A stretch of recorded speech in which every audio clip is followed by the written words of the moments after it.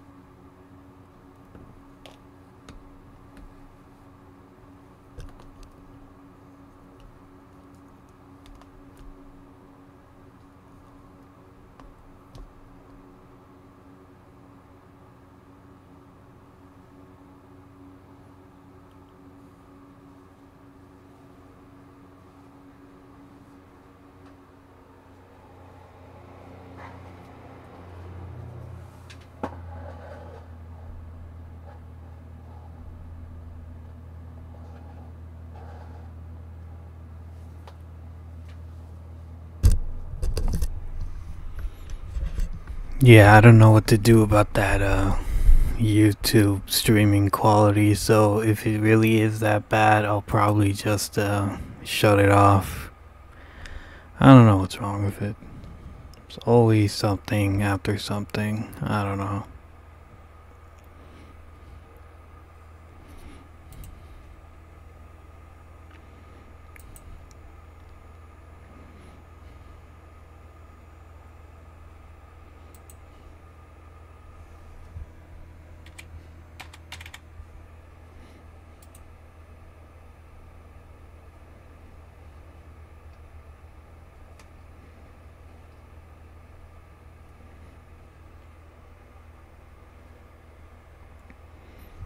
We'll just leave this right here for the meantime.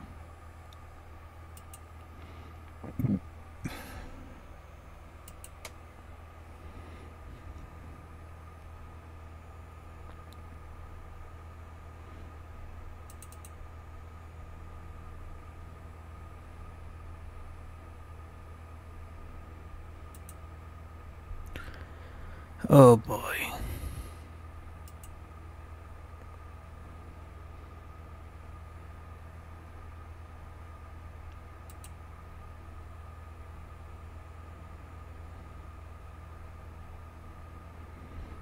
Damn, my friend's playing at the moment. Oh, I guess we'll watch some other vids in the meantime while he's done.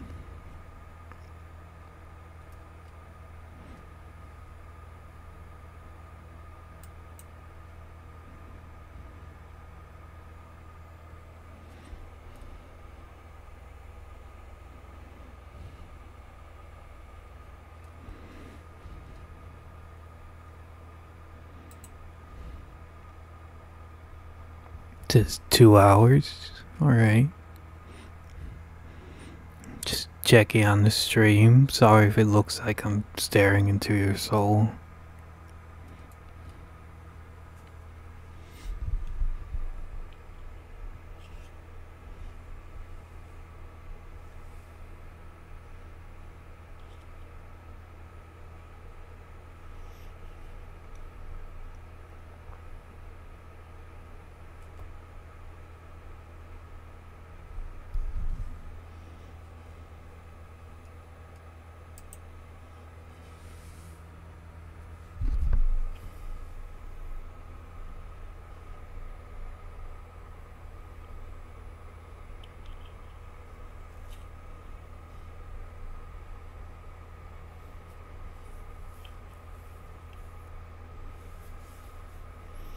My hair is ass at the moment.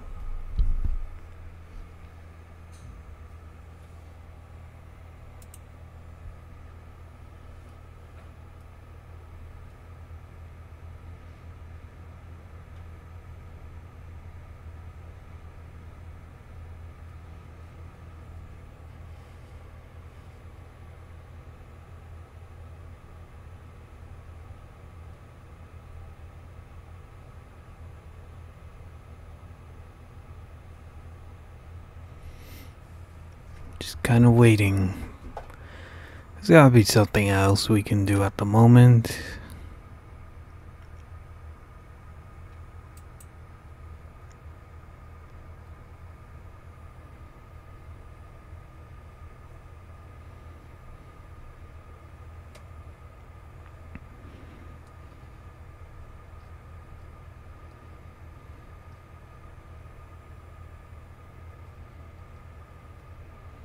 Guess we'll watch some Moist Critical in the meantime.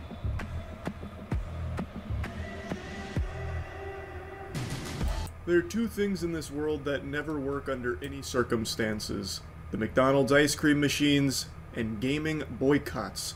Gamers have an insatiable appetite to consume.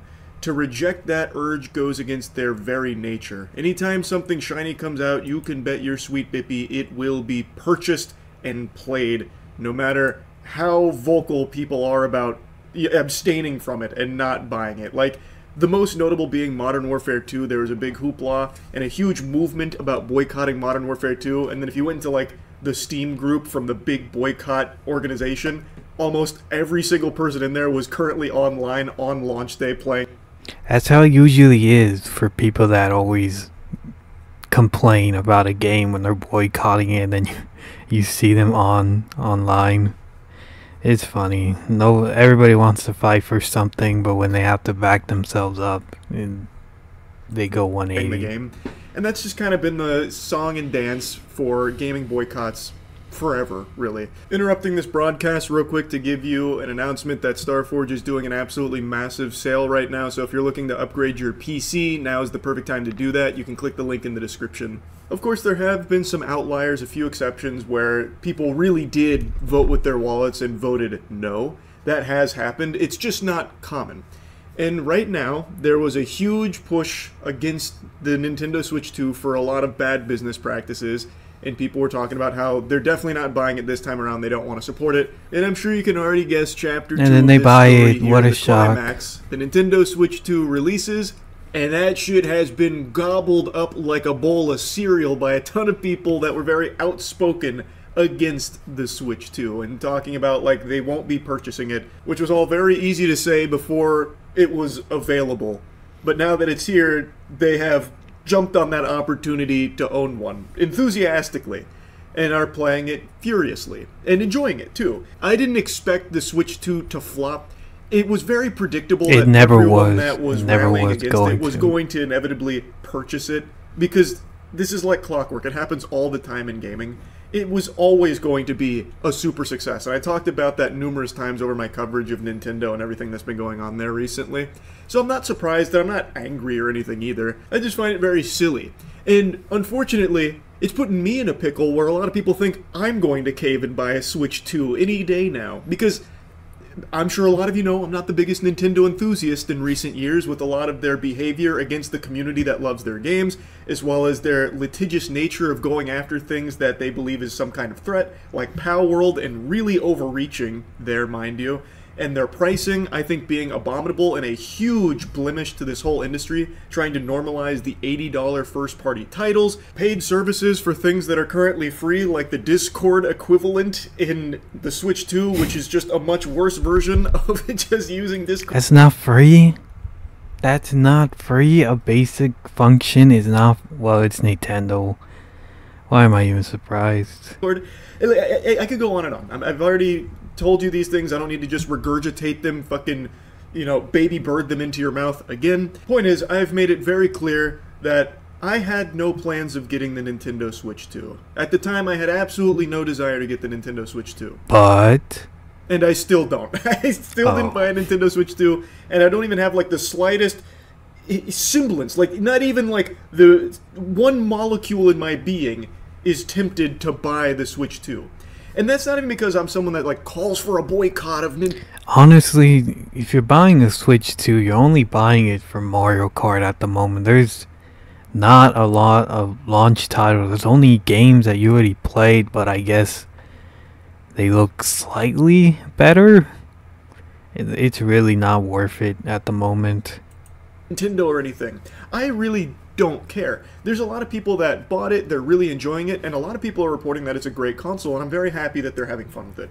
At the end of the day, that's the most important part. So it doesn't bother me whatsoever. I have never once tried to, shout out a rallying cry to stand up to Nintendo. If you want to buy it, and you're having fun with it, all power to you. I'm just not in that camp. I've never tried to be a boycott Barry here, trying to get people to not buy the Switch 2. All I've been doing is just talking about things that I personally don't agree with the way Nintendo's been doing things over the last couple of years. But if people want to get it, I think that's great, and have fun doing that. I've seen some really cool videos, too, from, like, the midnight launches. It felt very nostalgic, because I remember being a kid going to, like, midnight launches for Gears of War 2, for example. And the clips I've seen really do remind me of that. That's a very fun thing to see happen again. Like, Dashie and Corey...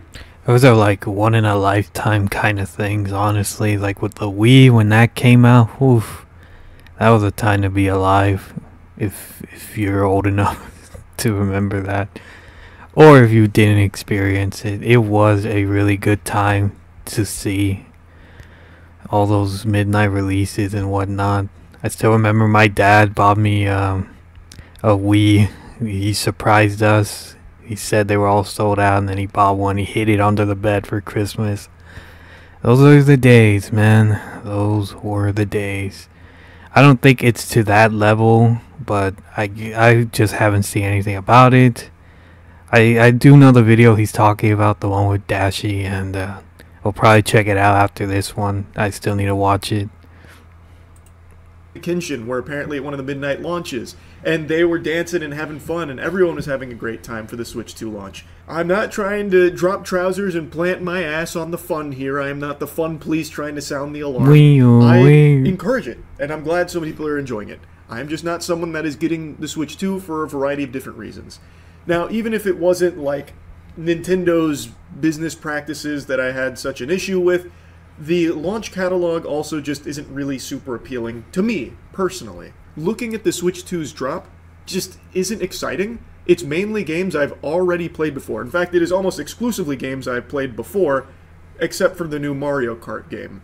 So, like, I don't really need... Exactly. It's just mostly all old games. Like, it's not really anything new other than Mario Kart. There's a Pokemon Scarlet and Violet. It looks a lot better now.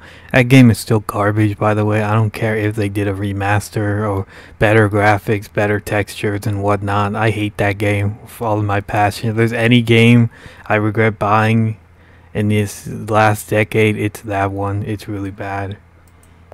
To just pay full price for games I've already experienced just to experience them again on the Switch 2? That doesn't make me, you know, salivate and want to sink my teeth into it, and I'm not so excited about the new Mario Kart that I need to go out there right now and buy the system to experience it. But that's just me and my size small underpants here. Like, that's not going to be a one-size-fits-all for everyone else. Maybe there are people out there that didn't play these games and want to experience them on the Switch too. They want to have the handheld capabilities. That's totally fine, and you bought the system so that way you can play them for the first time, or you're a huge Mario Kart fan and this was a system seller for you. Probably a lot of kids would also want to Switch 2 as well, just for Mario Kart. All power to you. It's just, for me personally, I won't be getting it. Because of so many people that were outspoken now buying the Switch 2, I'm getting lumped into that group for some reason about, like, any day now Charles is going to buy it because he was trying so hard to push against Nintendo and try and get everyone else to do that with him. I wasn't. Yes, I was pushing hard against Nintendo because it's a company that produces games that are really near and dear to my boners. I fucking love so many Nintendo games. Like, if you... So there's kind of a difference between, like, expecting and then, like, shamming somebody to do something. Like, it's not like he was, like he said, starting a boycott against Nintendo, revolution, to not buy a Switch 2. He just said his opinion, and I guess people are just lumping him into something he never really was in. So it's perfectly fine that he never does, or if he does, because it's not like he's personally against Nintendo. It's just, you know, he's said his dislike about it. And there is a lot to dislike about Nintendo these days. It's really meh company. They pretend to be family friendly, but only if you don't get on their bad side. If you watch the video I just made on my top 50, a good chunk of those are Nintendo property. They make bangers, games that absolutely slap. But the company itself, I think, is outright, like, brutal. Like, they are absolutely brutal. And I just wish that wasn't the case, and it makes me upset. And I don't have any desire to support that. But, again, that's just me. I'm not trying to get other people to do that as well. Again, the most important thing is that you're having fun, and if this is something you really want to get and you're enjoying it, that's great. I'm having fun not getting it. So, I'm not your enemy, Nintendo Switch 2 fans. And I certainly don't think any less of anyone that did get a Switch 2. It's really not that deep.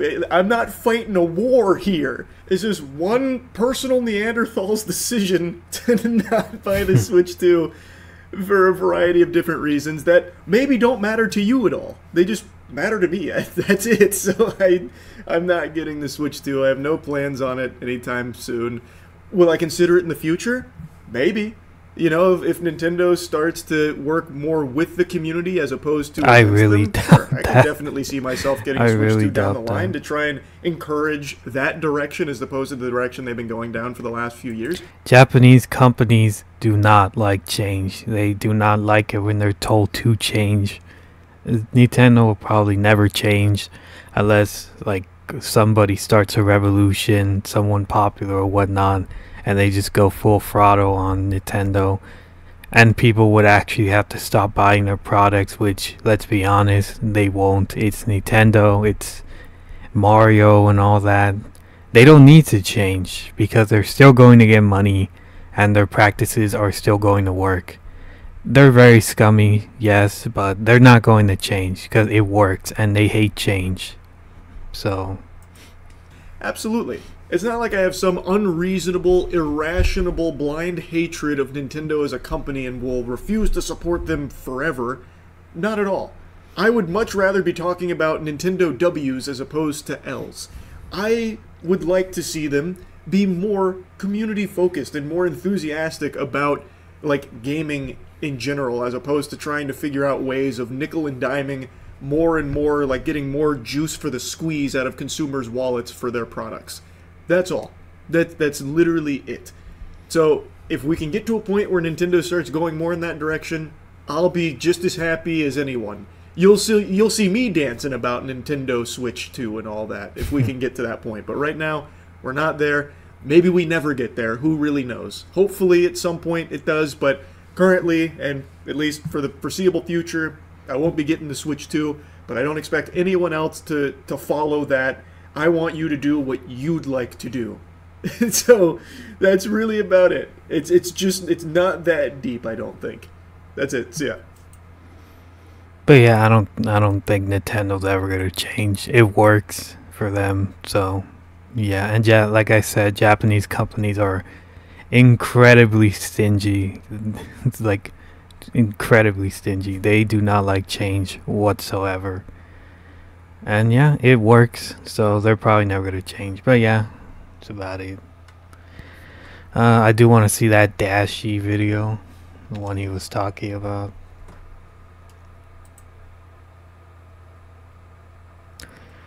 Dashi and Corey take over GameStop. Cops show up. Alright. Hold on, before you pay for yet another app to manage your team, let me introduce you Hold to on Connect before Team, you the skip one the platform video. that replaces all of these.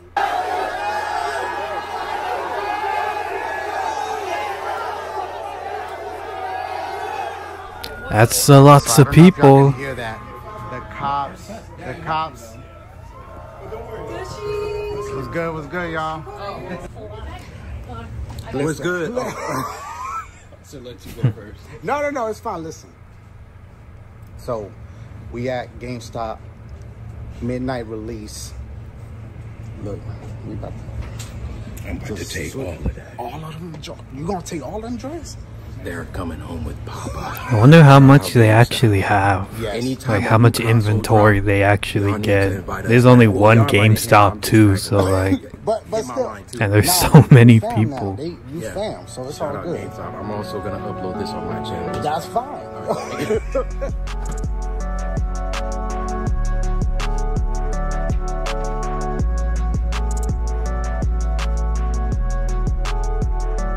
That's lots of people. Holy moly. I don't think everybody there is gonna get a Switch 2.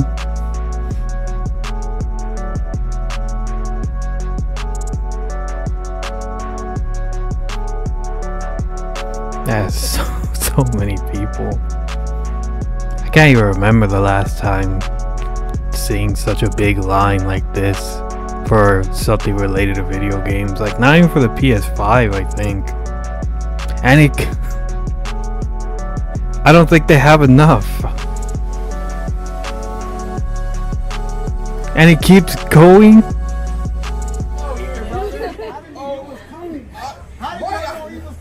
We saw that on the outside, and then I had to leave half of my kids, and I had to go with her.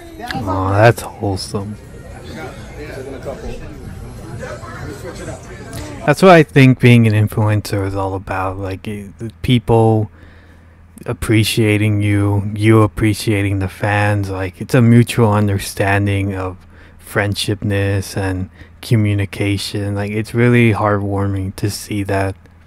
I think most influencers should be like that, a respect between each other. I'm not saying every influencer doesn't do that, but you know, there's a few bad apples around there sometimes. You never know.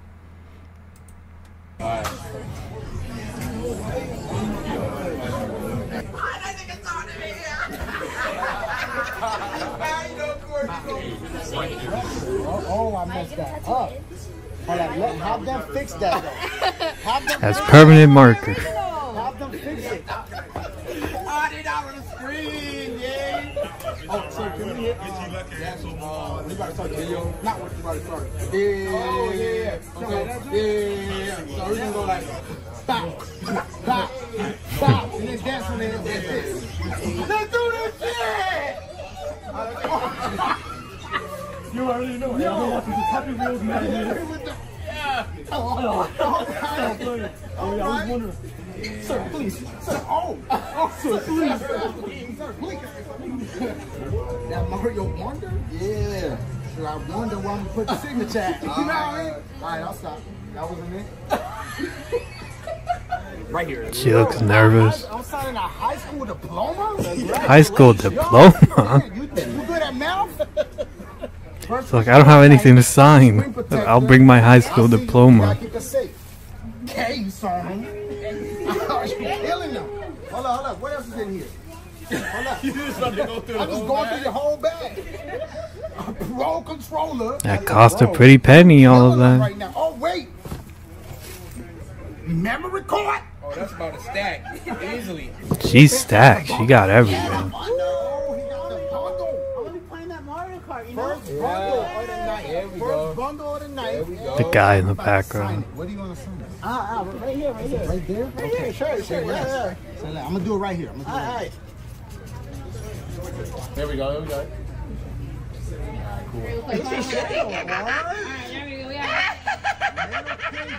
Oh, yo, you heard the laugh? Yeah.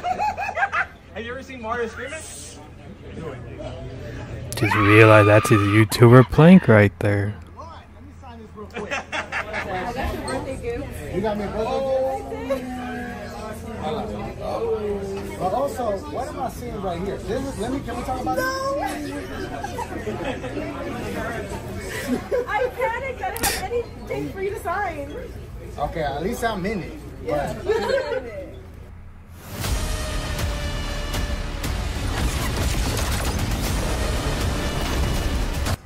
Donkey is crazy. I don't know why I'm not putting full screen. Yeah, I live in Orlando. I'm just used to watching YouTube like that. For you, it's been like 10 years. And then, is that the homie Chris? Yeah, that's the homie. That's how far back I go, dude. Thank you. What's up? Dude, I've been a fan for like 15 I already years. see it. I already see it, bro. For so long. I see it. I don't know how we might sign this, but if we can, that'd be so fun. Figure it out. We're gonna figure that out. Wow. Kind of cool. That's clean. That's clean. That's clean. And then the switch. Time to switch it up. I'm gonna start.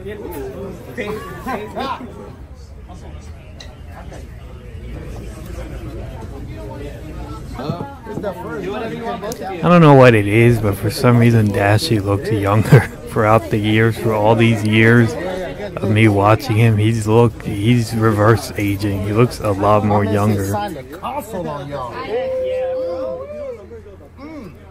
Adios. My man say nyong nyong. Hey.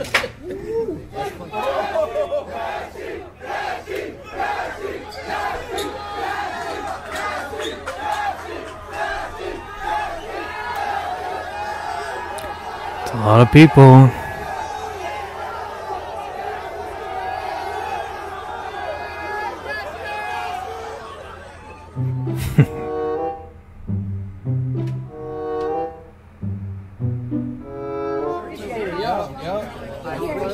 You got that anti-riz. That's clean. Appreciate it though.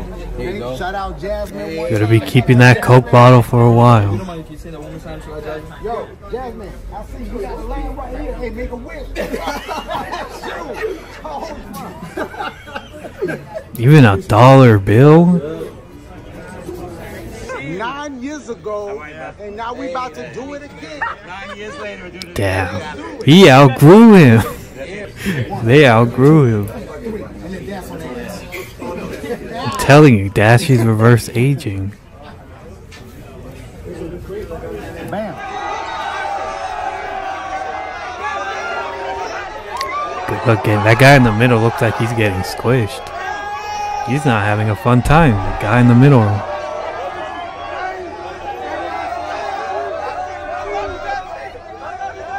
Yeah, it does not look like he is having a fun time. He's not even looking at Dashy. He's just like wondering how he got here. So I don't know if y'all can hear that. The cops. They're waving at me through the window. Yo, what's good? I'm just mad I couldn't get to meet everybody, y'all. Don't worry about the guy with the katana. The cops. I'm here for my Switch 2, Dashy. Y'all, tell me how the officer just came up to me and said, Won't be leaving without a Switch 2, thanks. Oh, what?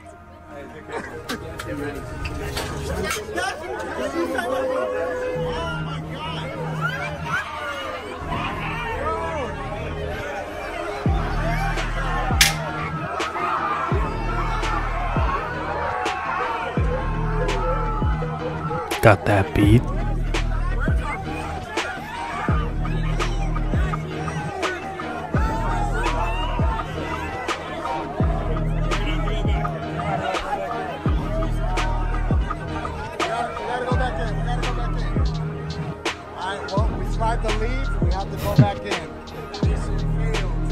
I'm gonna be in that GameStop for a while.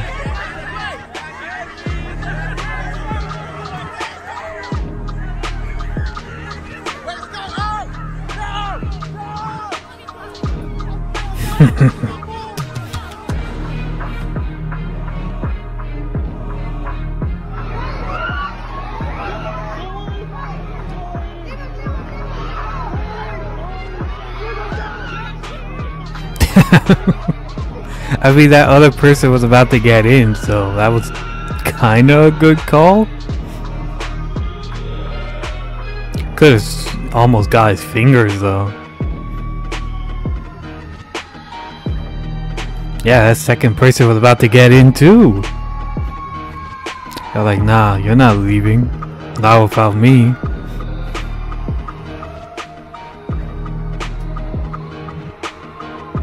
Yeah, I can't ever imagine being in something like this. Nah.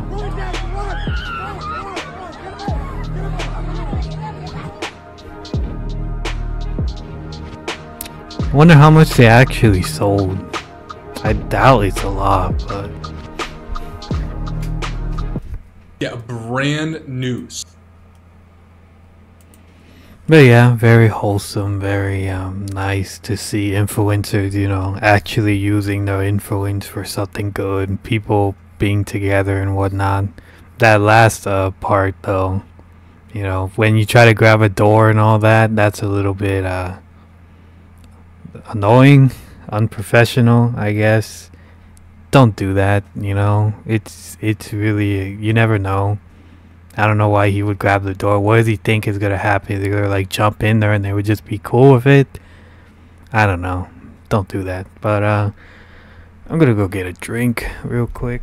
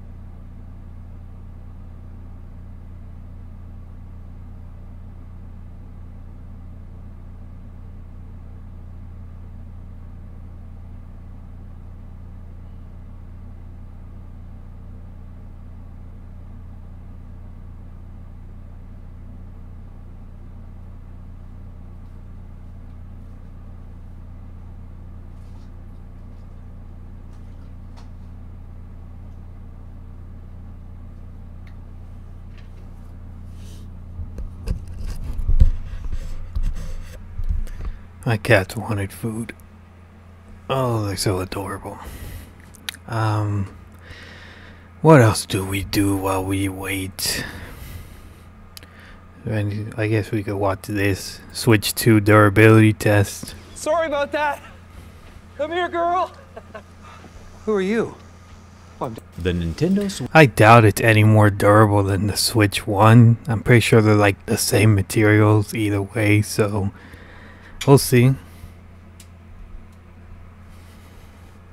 Switch 2. My cat. Out of the millions of Switches made, you kinda gotta feel sorry for the one that ends up on my desk.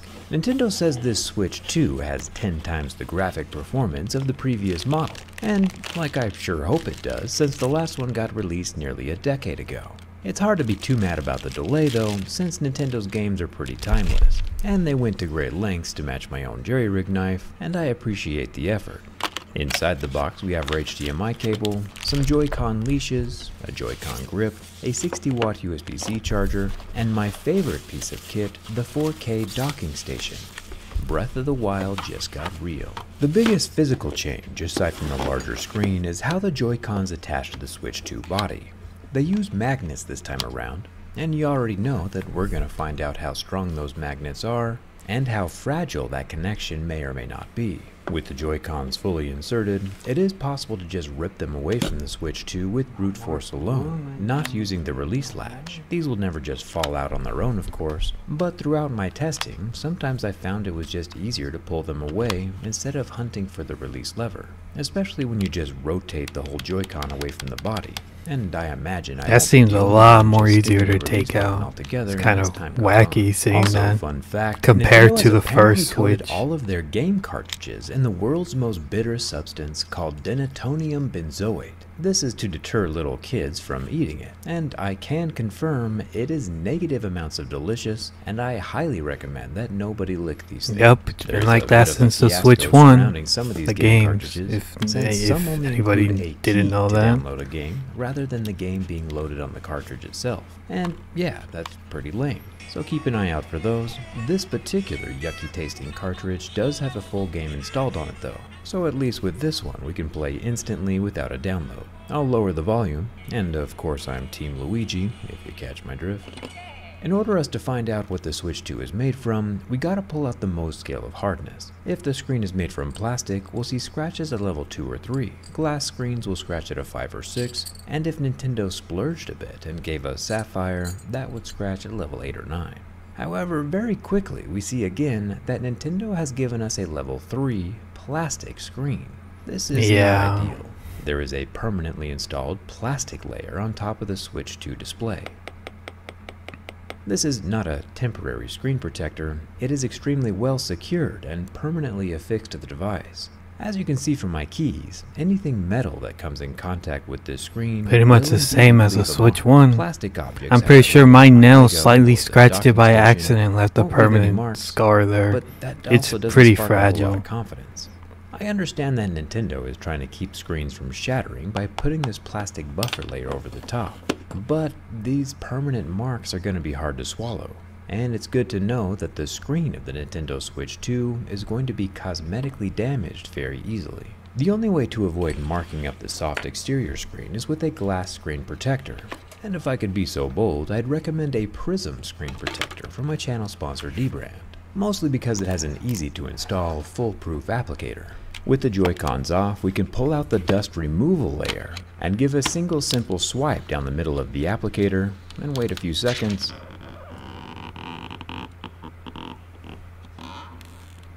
And now we have what the Switch 2 should have shipped with in the first place. A perfectly That's honestly pretty trippy. Protector, which as per usual is getting no marks at a level 5. It's a lot better. Dbrand has a deal right now where you save $35 if you buy it with a Kill Switch case. Oh no, Ooh. Jerry, why did you break it?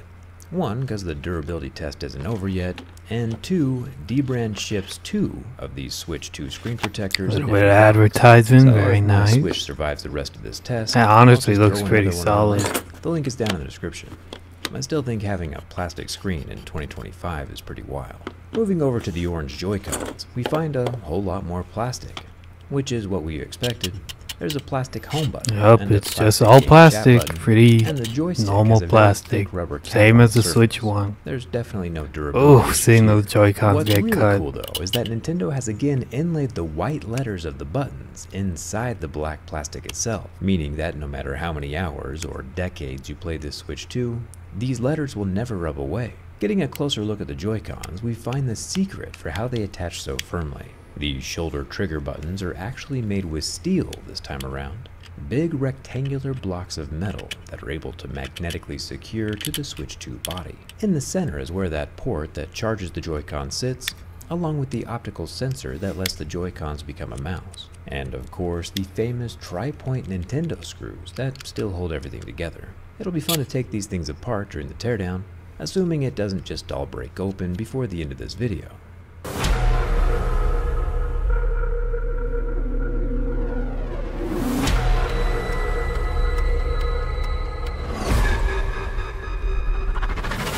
Of course. Now, there has been some concern online about this little port here that receives the Joy-Cons. I'm kinda nervous for it as well, to be honest, but it does have a little play. There's some wiggle back and forth, which might end up being a feature instead of a bug. Being totally rigid would probably make it more prone to breaking, but we'll find out for sure here in a second. You can kind of see the magnetic field that I don't like how it emanates just from the sticks dual out magnets like in the that. Switch with this piece of green magnet paper. But since the magnets are kind of deeply recessed inside of the Switch 2, we can get a better look when we open her up. Putting the magnet paper on the Joy-Cons themselves doesn't reveal anything, meaning all of the magnets are just inside the console, and not the controllers. If the magnets were closer, Never to the knew there surface was of the a Switch, it would magnetic look kinda sheet like that these you can wireless buy. charging magnets on my grip case. Magnets are pretty cool, and I have no idea how they work. Near the game cartridge slot, there is a top USB-C port that sits right next to a headphone jack, and a fan vent, which has some metal fins inside. The Switch 2 does not have any water resistance at all, so definitely keep it away from liquids. The volume rocker and power button are made from plastic and are not removable. The bottom of the Switch 2 has dual stereo speakers on either side of the lower USB-C docking port. The speaker openings are covered with some really thin wire mesh. That mesh can be torn, but it won't be falling out on its own. I imagine the mesh is mostly here to keep larger debris from flowing into the console due to the airflow from the cooling fan. The kickstand on the Switch 2 is a massive improvement over the tiny little guy that Yeah, the came with kickstand's Switch pretty much one of the only better And unlike the features rest of compared to the this Switch guy's made from 1. metal. And I mean, don't get me wrong, plastic is not Other a than bad the thing, console it's what helps itself, keep the of price the course, Switch but, so you know. low.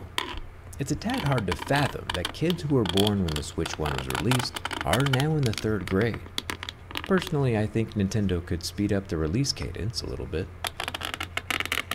But let's see if any of this new generation of gamers can tell me what this is in the comments. It's a pretty nifty scratch right there. I don't think it's gonna come off. The only decor on the Switch 2 that might end up rubbing off over time is the logo on the back.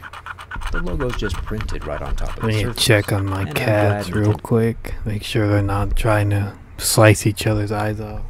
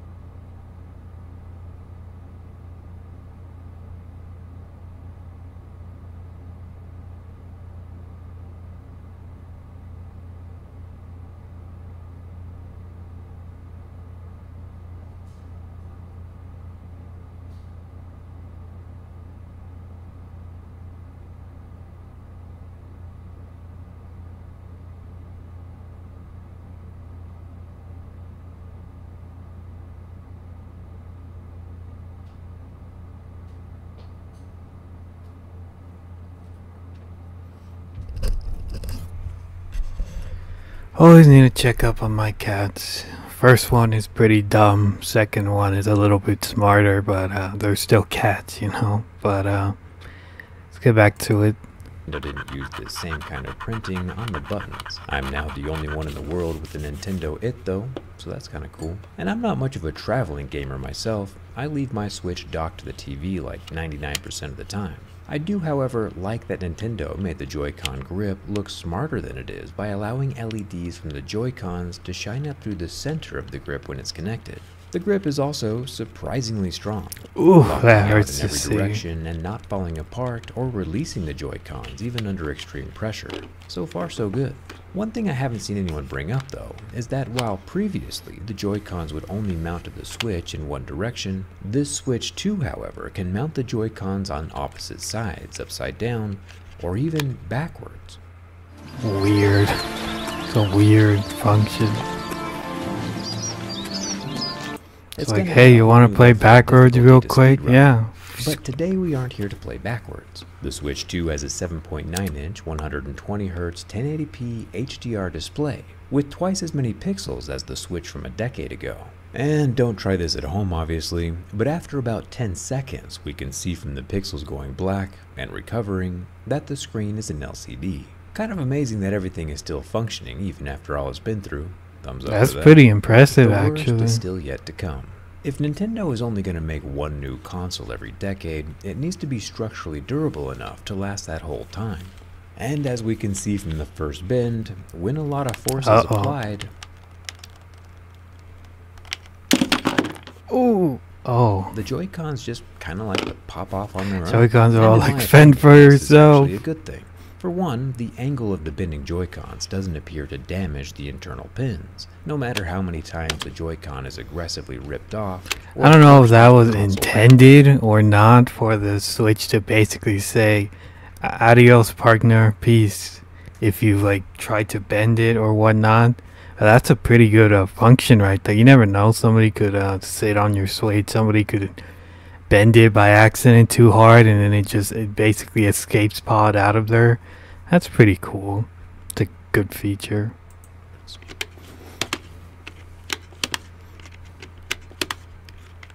Moving over to the blue controller and popping it off very aggressively forwards, both the controller and the Switch 2 itself remain undamaged. It disconnects at a gentle enough angle that the port is not It can take some damage, that's for beyond what sure. it can handle. When I first saw the Switch 2 announced, I definitely had my doubts, but after holding the Switch 2 and feeling how the Joy-Cons connect, I'm very much more confident now in its ability to survive everyday life. The Switch 2 would have to go through some extremely wild and crazy situations, beyond what we do here, to sustain It's made to any last, so that's structural good to see. It is very susceptible to cosmetic damage, however, especially the screen, but at least it'll still be functioning. Like a lizard shedding its tail, the Joy-Cons just pop off unscathed if anything weird happens. One thing that would bother me quite a bit though, considering Nintendo's dark history with the Joy-Con And it drift, still is works. throwing the Switch Aside 2 from the into a damage, backpack it still with works. the joysticks ding-a-linging around all willy-nilly. Thankfully, D-Brand also has a solution for that, and they're calling it the Kill Switch. This protects your Switch from every angle, while still letting the controllers Yeah, detach. more The advertisement. ergonomic grips add even more protection, while making the Joy-Cons easier to hold. Give me And my one favorite sec, part I'll leave the is video travel playing. case keeps the joysticks from being kinked and smashed, while at the same time holding up to 10 of the disgustingly delicious game cartridges. D-Brand secures the whole thing with Dyneema bungee cord, which is the strongest fiber in the world. Stronger than steel and light enough to float on water. It does seem like a little overkill at first, but I've been told that this is the only material that won't fray after 10,000 attachment and removal cycles. And with how long it takes Nintendo to release a new console, this case needs to last for a really long time. If you get the Kill Switch and the Prism screen protector at the same time, you'll save $35, and I'll leave a link for them down in the video description. Now, if you'll excuse me for a bit, I do have to go see what Hyrule looks like in 4K. The Nintendo Switch 2 passes my durability test a lot better than I thought it would, and thanks a ton for watching. I'll see you. It works. It's made to last, so that's good to see.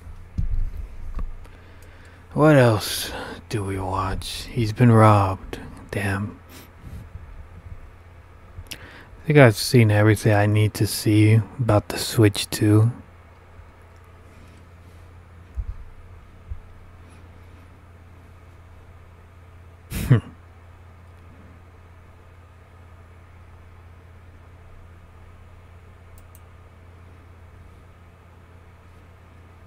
Damn. Stop lying, man. Let's check if my friend is still playing Nightreign. I don't want to intrude, you know, but I do kind of want to play it at the moment for once. Oh, he's not playing it anymore. Damn, 16 hours? I guess we'll start it. First time playing it, so let's just check it out while we wait.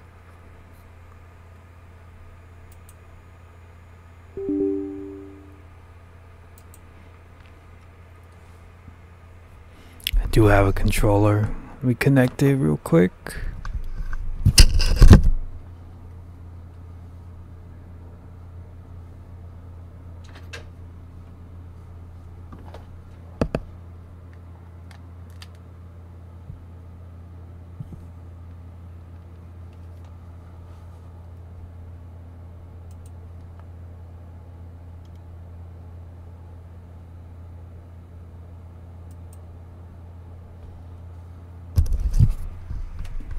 I don't know how this is gonna look on stream. It might look a bit janky, but that's just because we don't have the best specs. So hopefully everything looks fine, but you never know. We'll see. We'll see.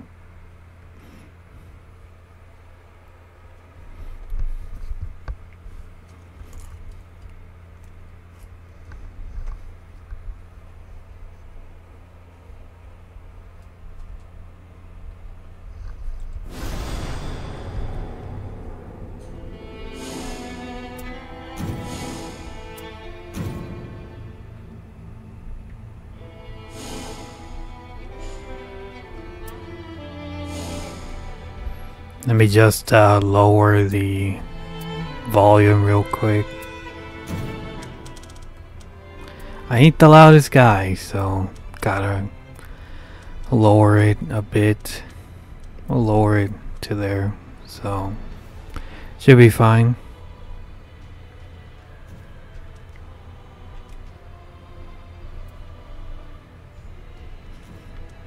Actually, a way to play offline. I think my friend told me about that you can, it's easier to do single player now, so that's an option. We'll play online though. I do hear horror stories about randoms. I played the beta a little bit while back. It wasn't as bad, but you know, this is the full game, so I'm a little bit late to it, but we'll get in there, see what it's about.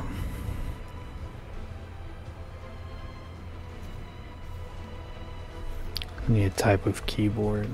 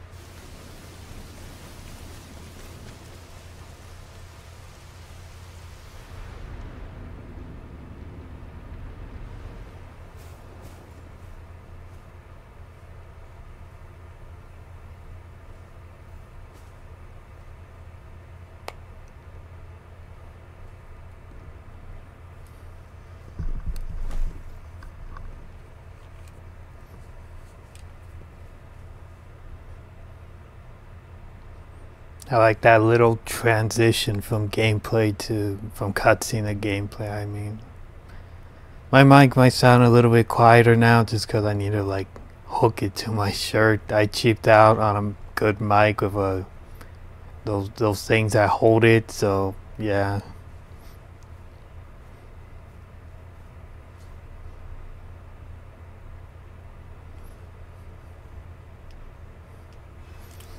It was never a tutorial in the beta, so see if I still remember how to play.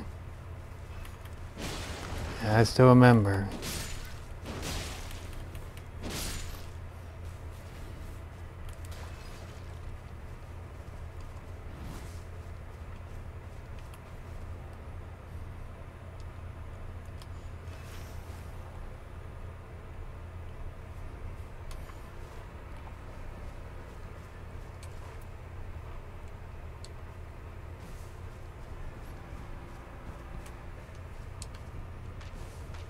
How do you pin something though? There you go.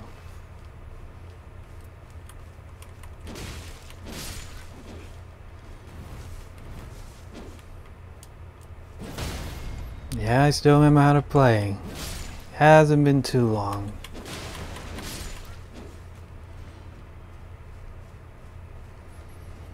I need to go check on my cat.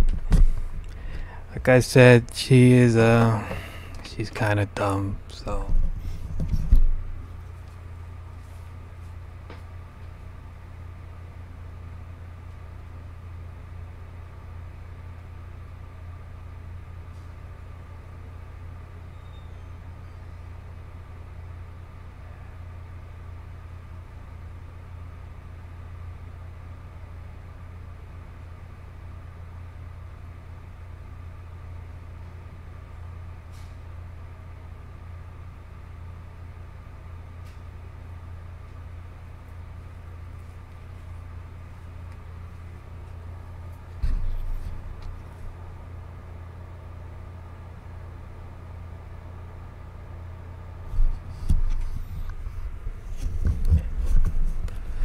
We're back.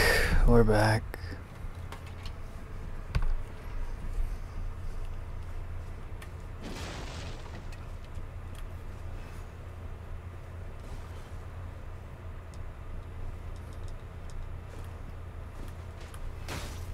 Ow. Boom.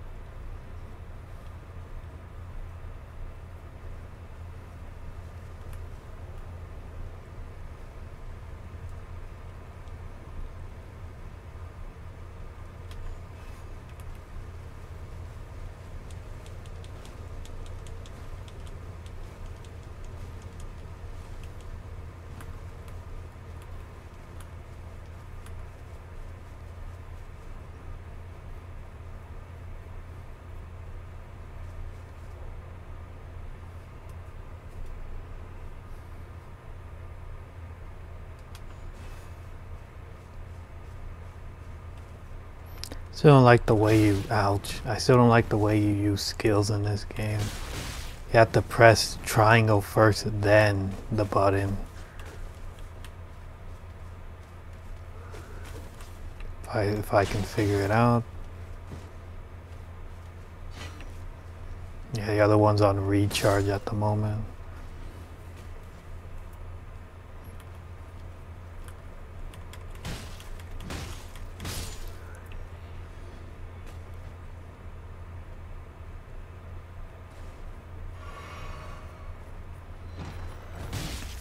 Ow.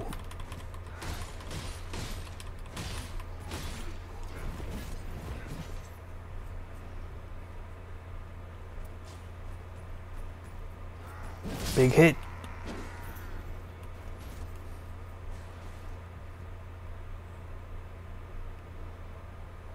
Forgot how to take it. Pick up item. Pick up item.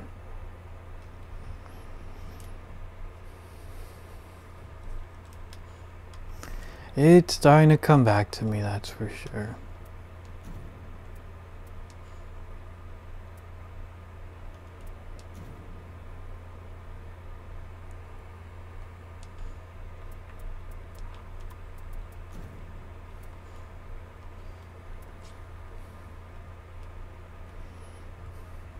I don't know if it's just me or my TV, but this game is still incredibly dark. Not like in a metaphorical kind of way, but like in a literal kind of way, this game is very dark.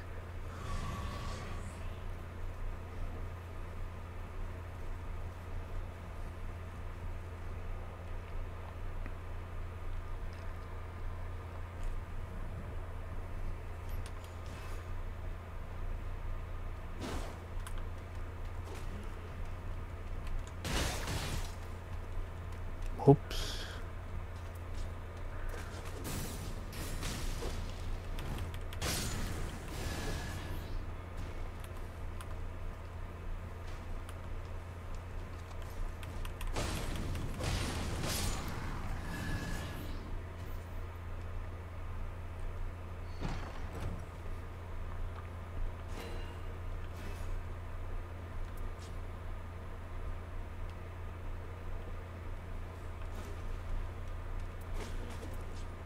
These guys always sneak you up behind me.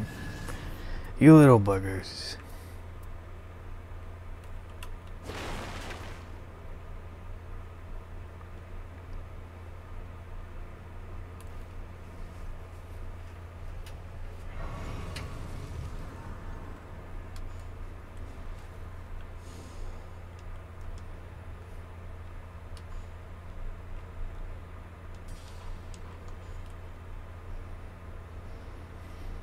Starting to come back to me, that's for sure.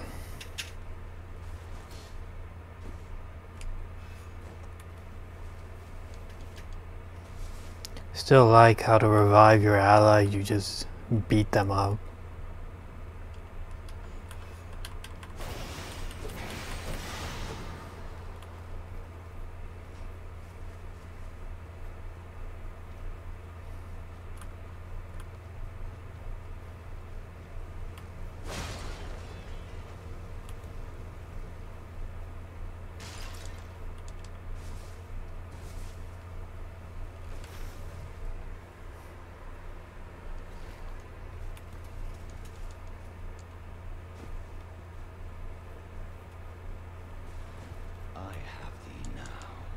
Be waiting for something. Oh, there it is.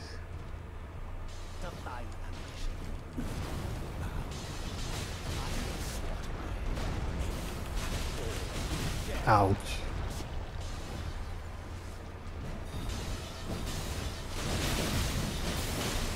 He is destroying my ally, that is for sure.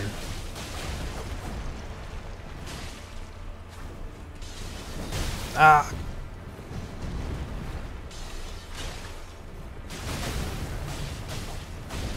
Still getting used to it, not gonna lie.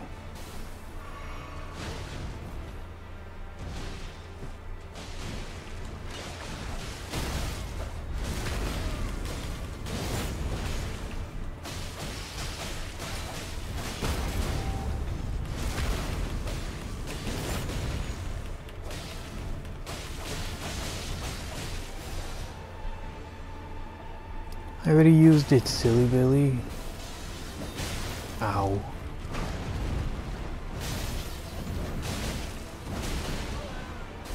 Getting our ass whooped by the tutorial boss.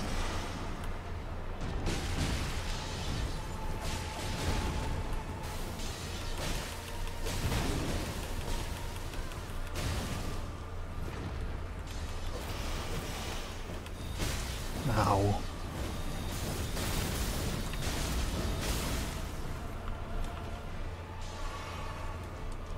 Ay, ay, ay.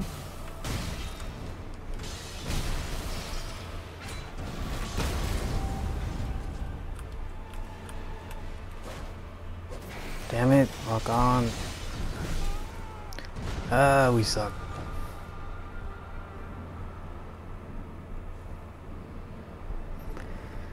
Yeah, I lost at the tutorial boss. I'm still trying to get used to it.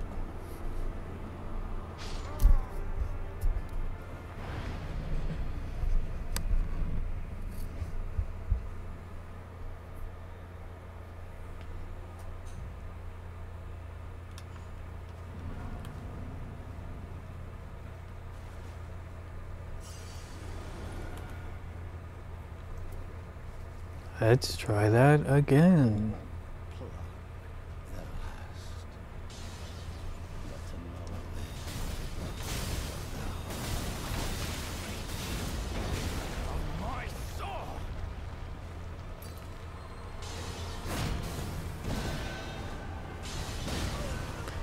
Ouch. Where's my ally? Still trying to get the hang of this. Yeah, I know I suck, but we'll get the hang of this.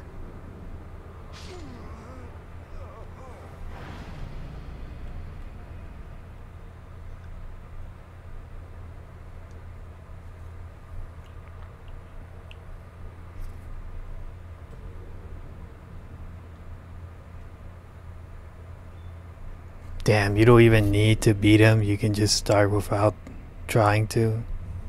Long, long ago. Yeah, it makes me feel like a failure even more. Ah, man. The lands between were visited by a great war.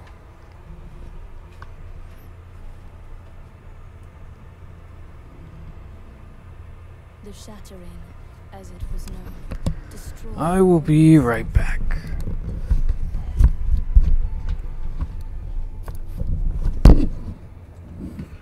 Drawing forth in time an abomination.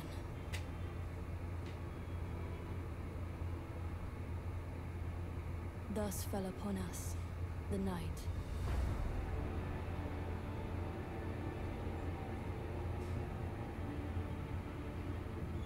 Now heavy rains harry the region, threatening to wash away its very history.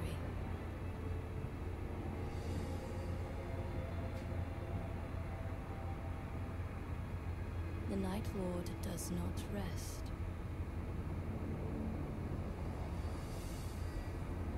As it ravages the lands between beyond recognition. But there are those who would fight back. The Nightfarers. Brought together by happenstance, their commonalities are but few. No shared station, era, or even purpose. Yet together, they are bound by a will. The will to cross the endless night and fight on. Till every shred of their being is ground away.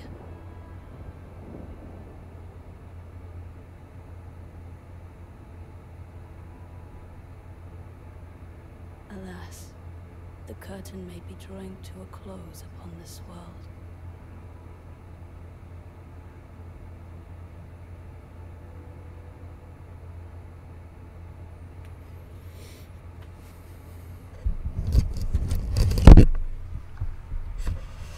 Still can't get over how I lost to the tutorial boss.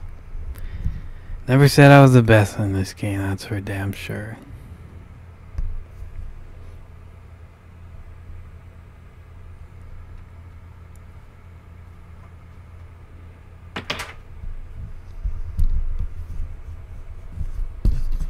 There I am, all laid out.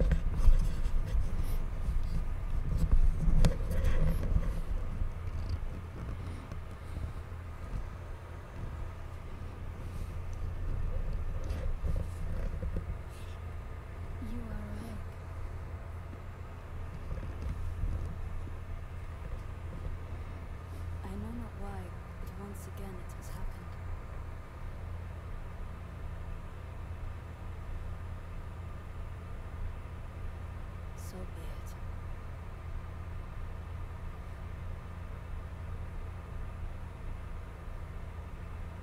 Condemned, I welcome you to the Round Table Hall.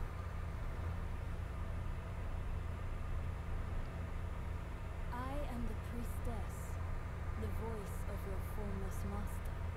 You were chosen for your potential to vanquish the night. The Night Lord is a living cataclysm, bent on laying waste to the very land that I need to up the brightness.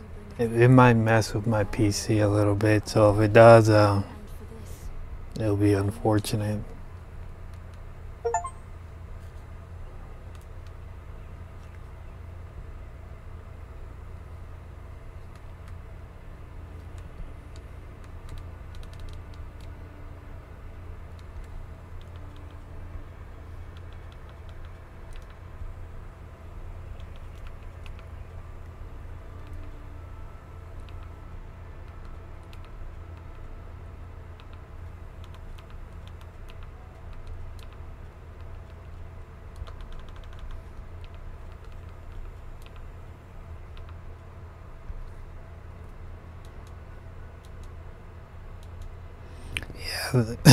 Yeah, that is a lot better. That is for sure.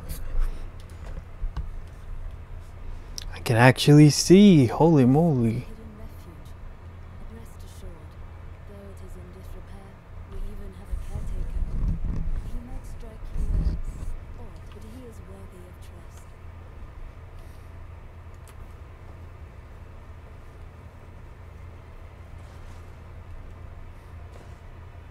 I am always ready to no matter how towering the beast we face, be patient.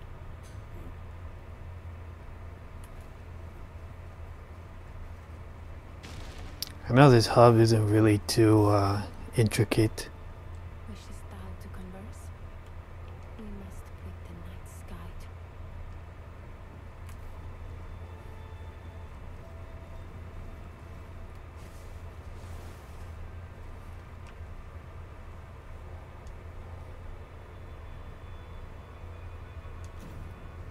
to Very intuitive.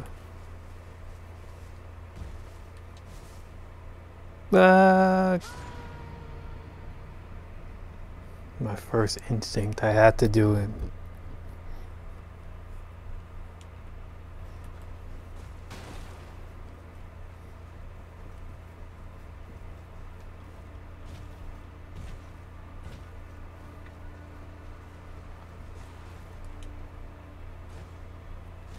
I know there's like a training ground somewhere around here.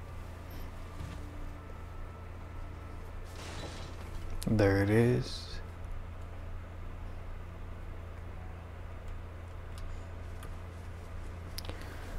I need to remember how to fight.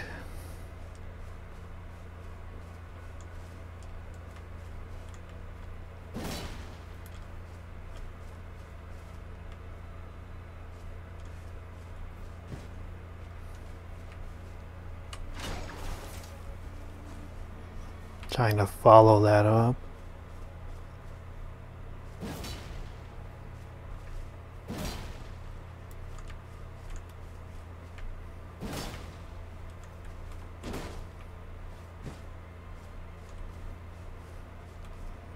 It's R1 to use the shield. I've been pressing L2 the whole time.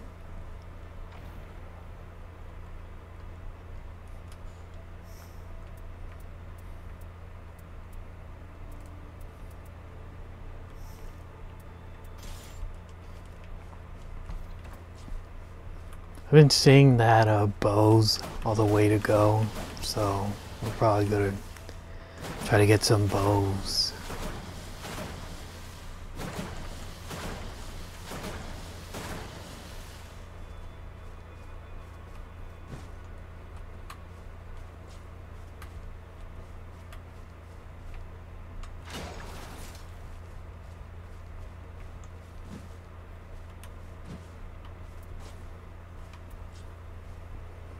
Just trying to remember how to play. Alrighty, I think we're good. Let's jump into it.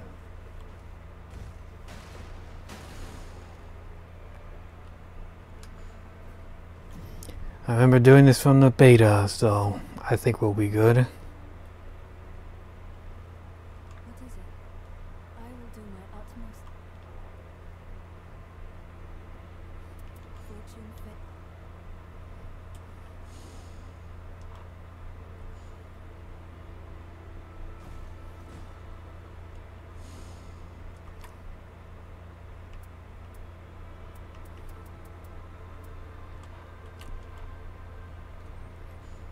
How do you start it though? That I do not remember.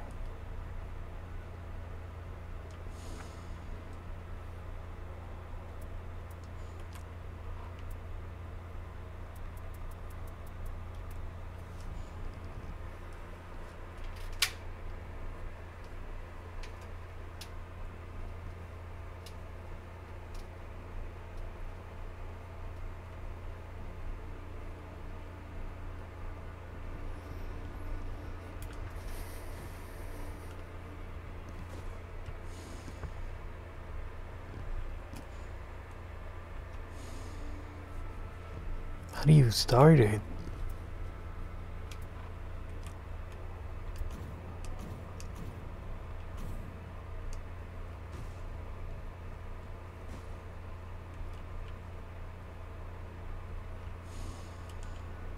I'm ready to start it. I know there's probably a way, but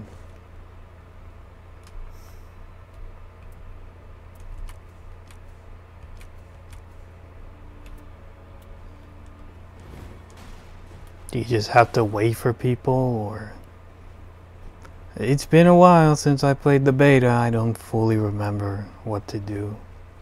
Or do you just have to wait for people to join? I don't know.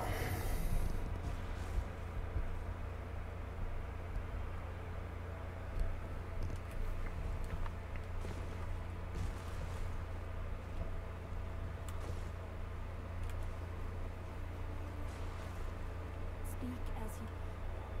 I await your...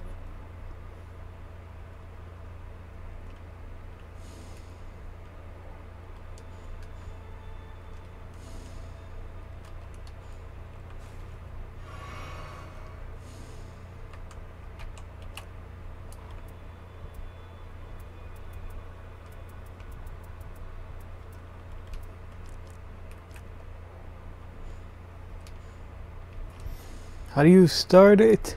I don't know.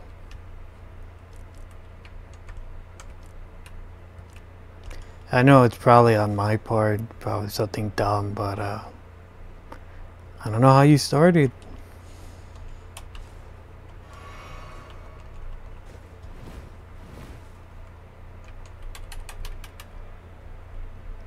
I might have to look this up.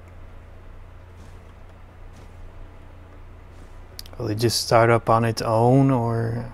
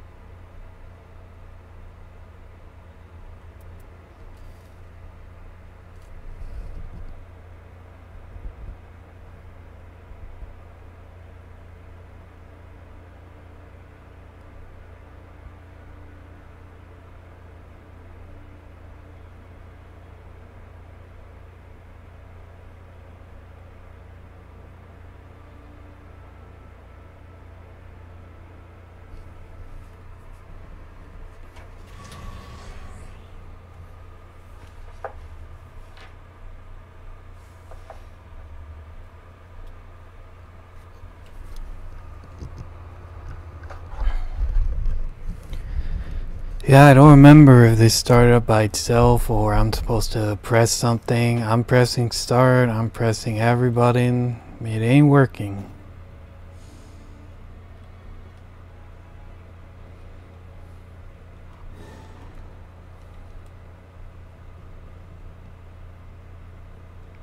Says matchmaking complete. Yeah, it's not my fault. You're just supposed to wait for people. I'll go with the only class I know how.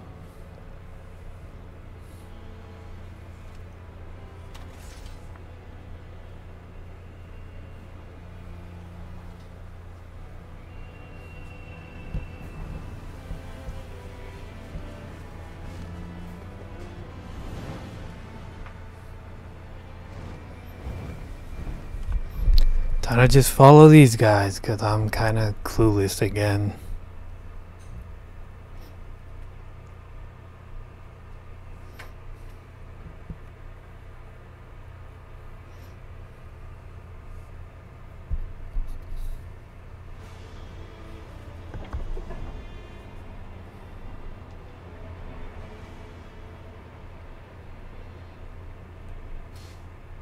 Uh-oh, uh-oh. No, too low, too low. Oh, that was supposed to happen. I don't remember all of it, that's for sure.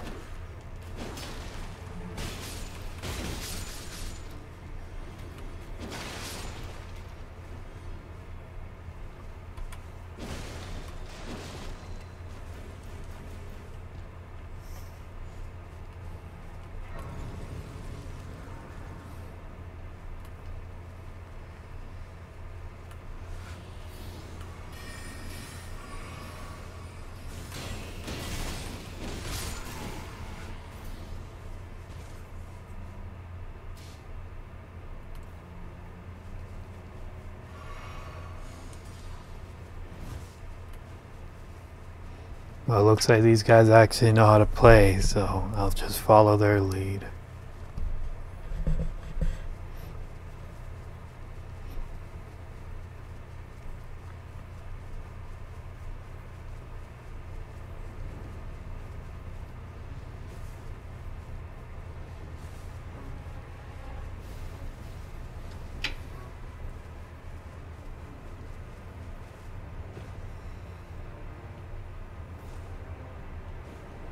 Wait for me.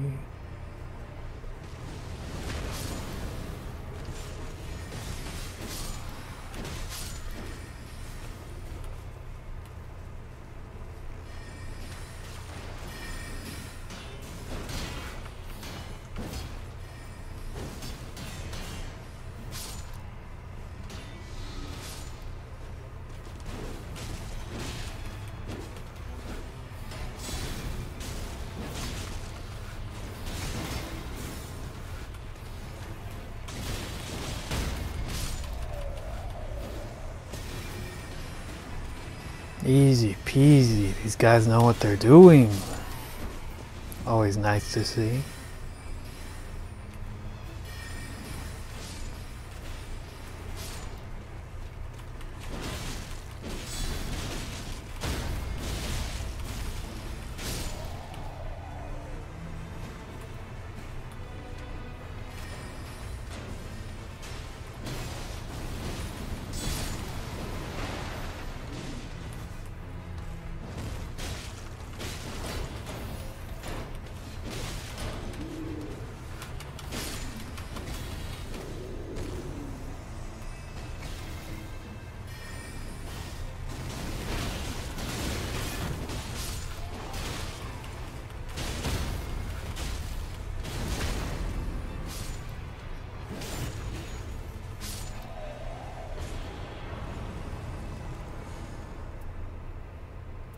Ghost Fire Torch. It looks pretty cool.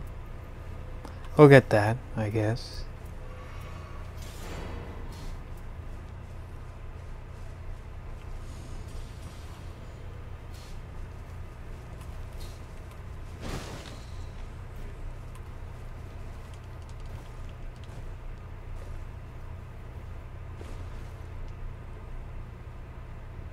Where did my... Whoa! Where did my allies go?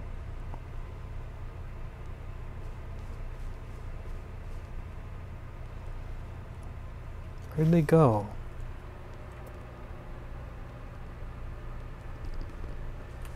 They're all the way over there.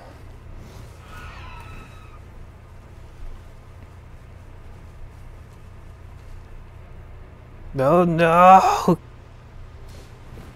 That was an oopsie. Ow! Oh God!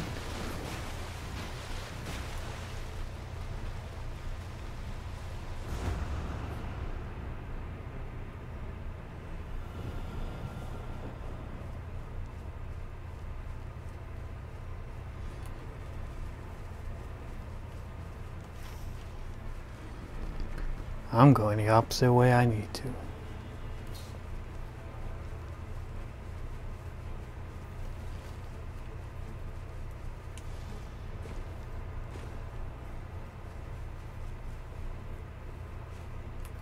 There they are.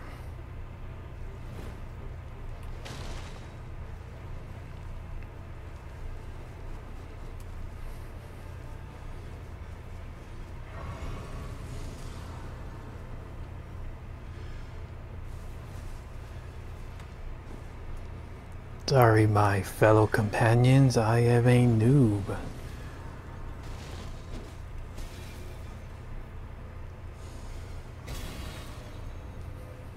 I guess I'll take the claymore.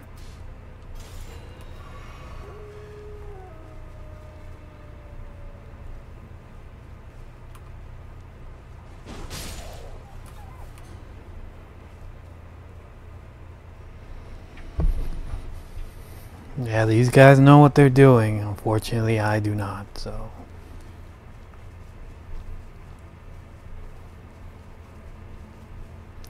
I played the beta, but this feels kind of new, not gonna lie.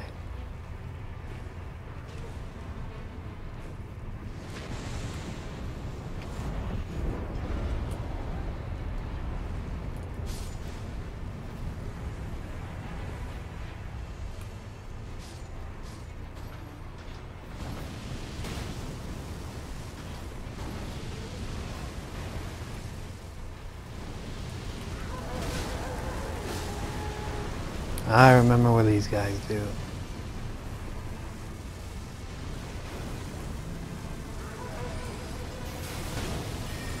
Does that do anything? Ow.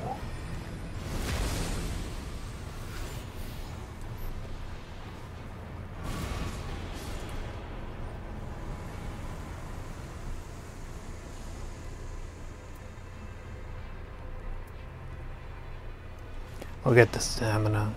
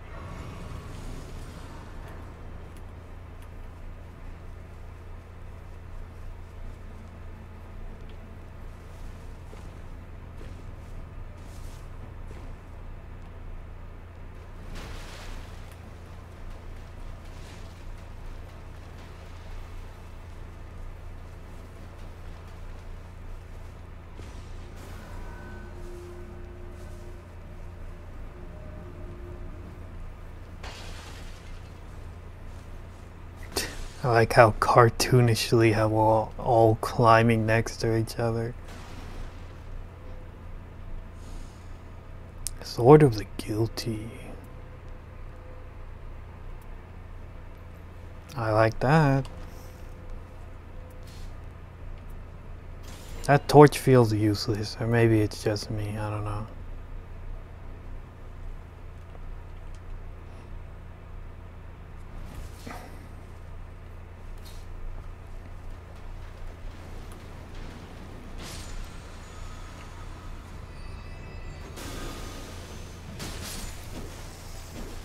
Maybe I shouldn't have wasted that.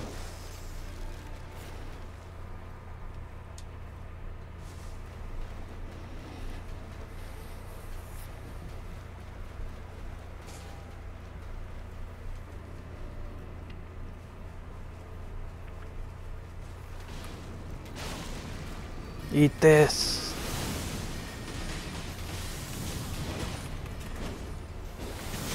Ouch.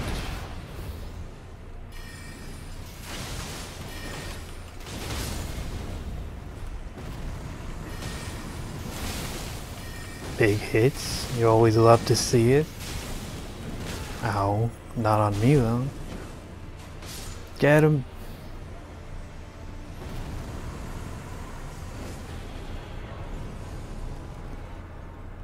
We'll get physical attack.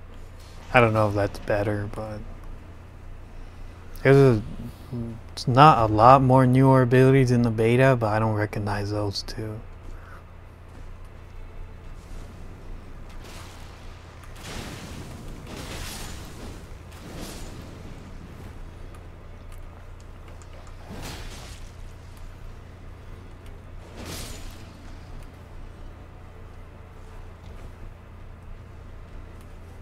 Should be a boss down here, I believe. Yeah, that guy. I don't even think this is needed. Jump him.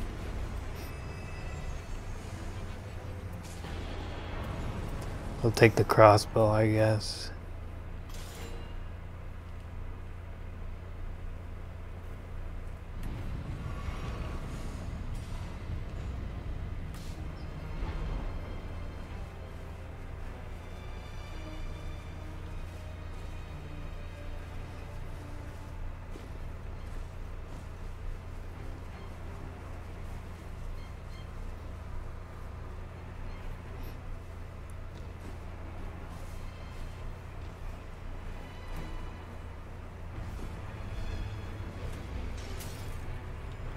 I just noticed, but on stream it's like super small. I don't know why on earth it's like that. That's really annoying. I'll probably fix it after this. There's always a problem after another.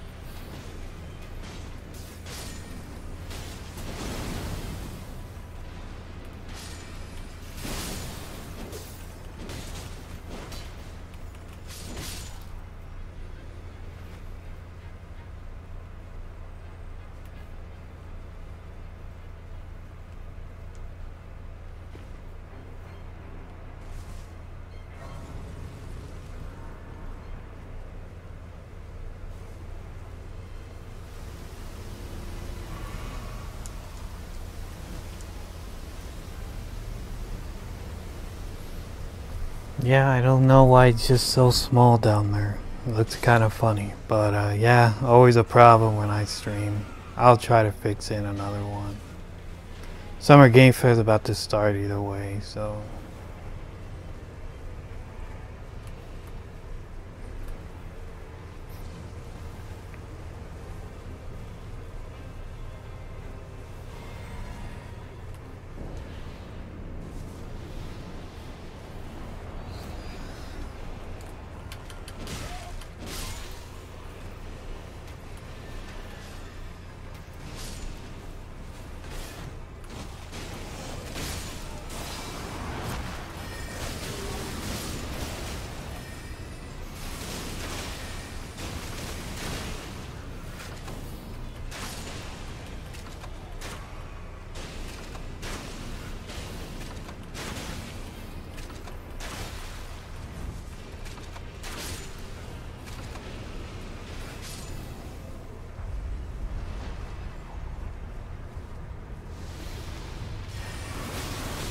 ouch, I just spawned in. I mean, you just spawned in. Get him, boys. They did not get him.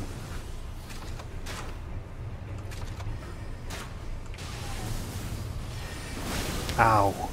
Get him, boys. Oh, God.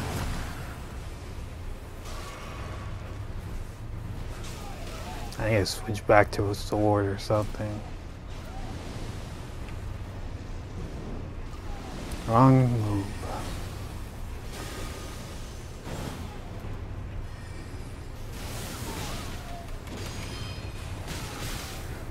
You just parry me.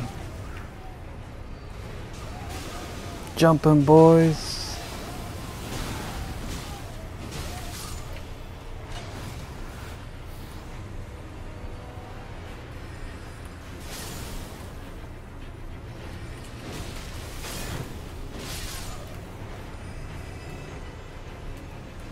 My guy's been soloing all by himself.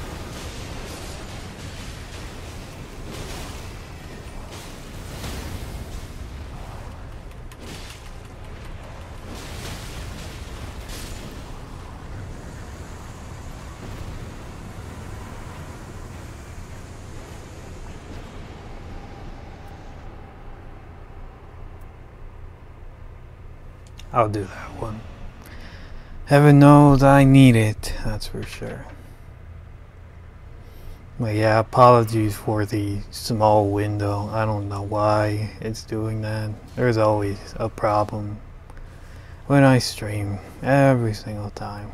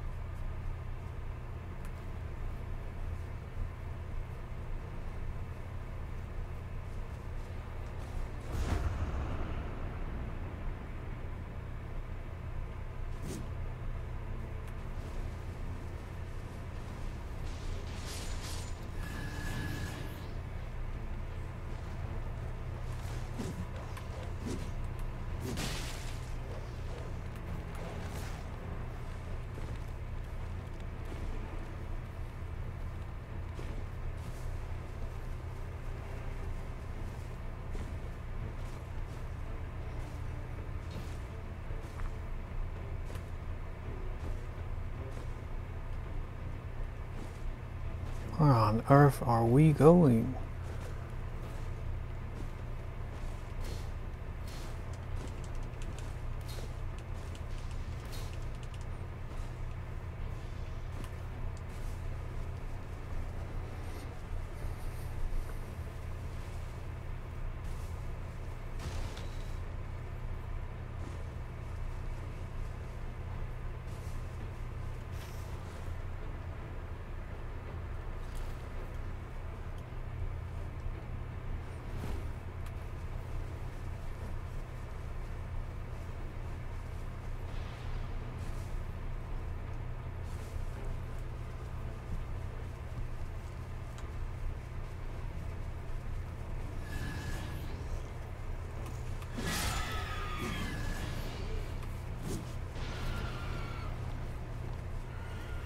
Don't worry guys, I'm coming, I think.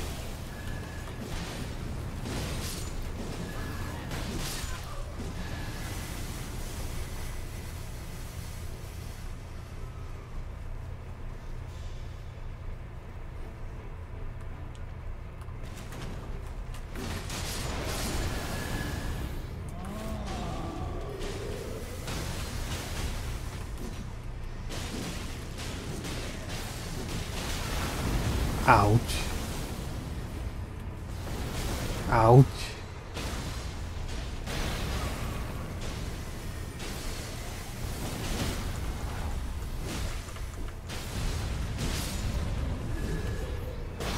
Who is chunking shit at me? Holy moly.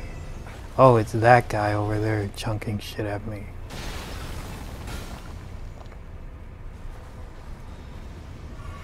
Ah! Ouch! Ouchie! Ouch! Fire! Oh god.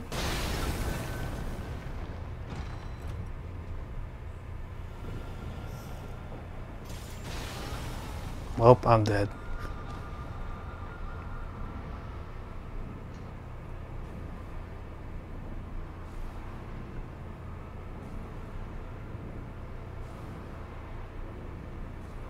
Ugh.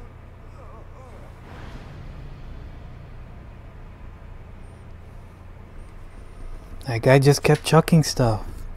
I wanted the loot, man. I wanted the loot. I got too greedy.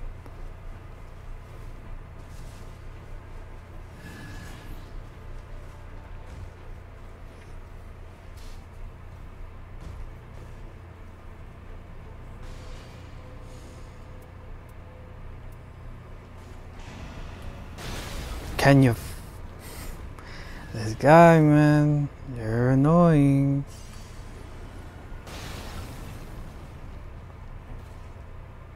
Well...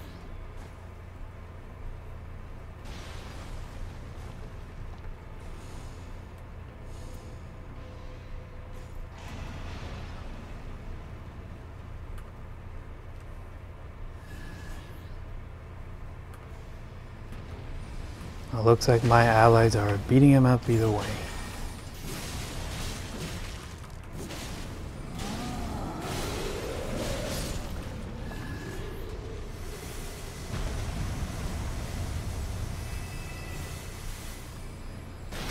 Ah!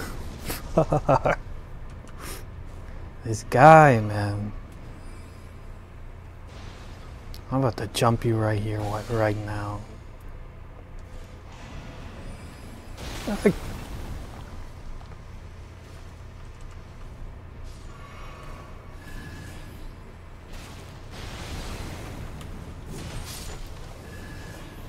There's no way he can hit me from here.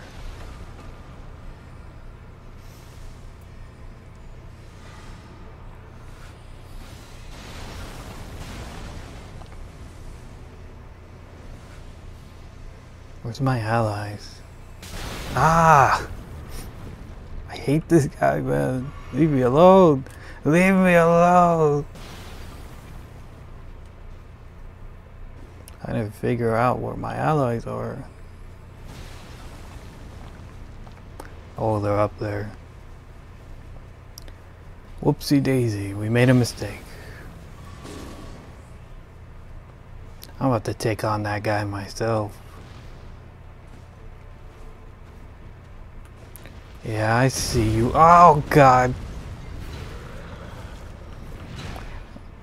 I made a mistake. Wait, both of my allies died? Now I gotta hurry. No, I failed them. I failed them. Yeah, just me being a noob.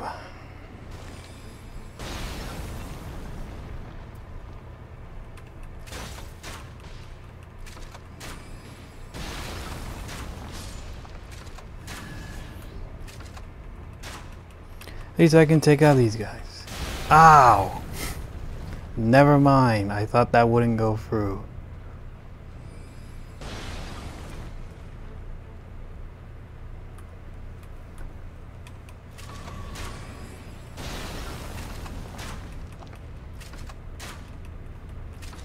I'm taking that guy out, whatever it takes.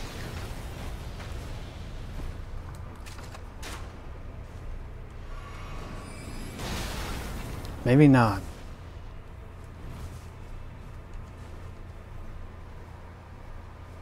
We don't have any more heals. I think we just take the L here. I am not helping my allies whatsoever.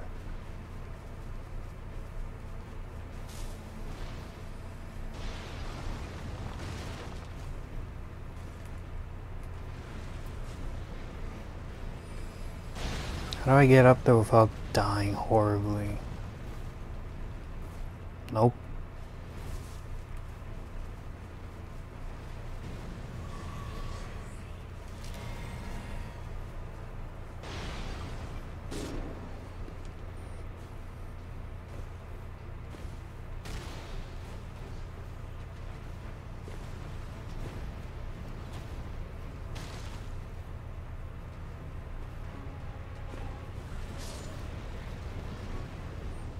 How do I get up there?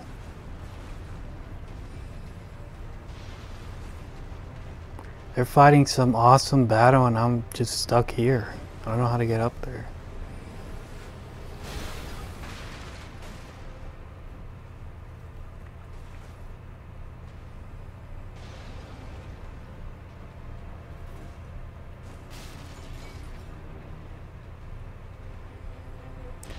Yep, sorry guys, but I'm useless at the moment because I'm too inexperienced to help. Heck, maybe? Nope.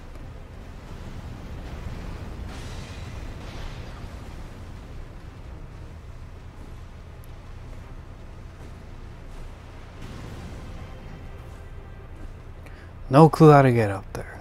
I am useless at the moment. Through inexperience. Get up there through here.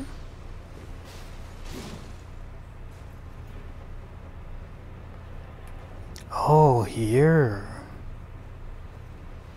I got you guys. I'm coming with my no health. I now have health.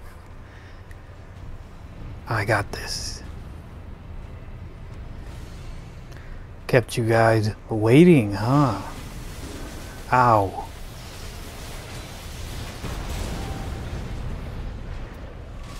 No longer. Oh God. Feel the spirits of the dead, you bastard. Where are you aiming at? Do that again, but this time do it good. There you go. Beat this guy up.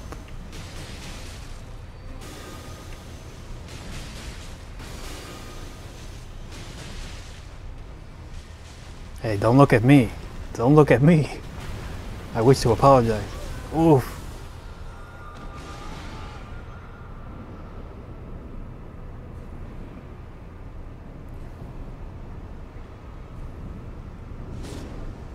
Oh, we both died. Oh, that was very unfortunate. That was mostly my fault, though. I did not know how to get up there.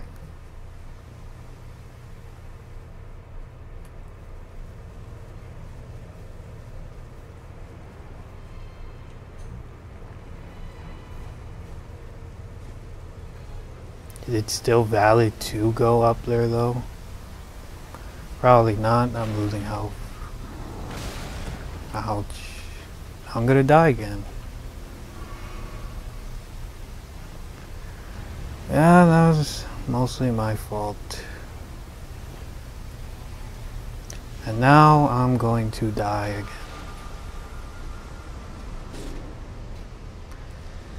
This does not look like a good run. Mostly because of me.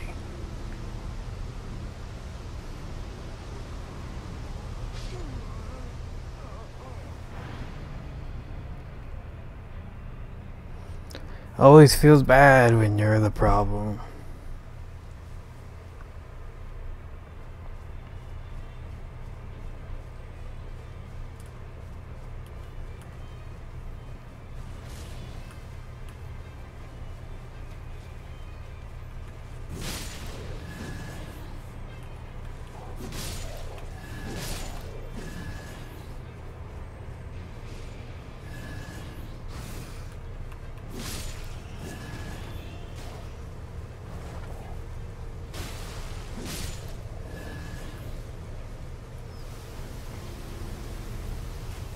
He's shooting at me.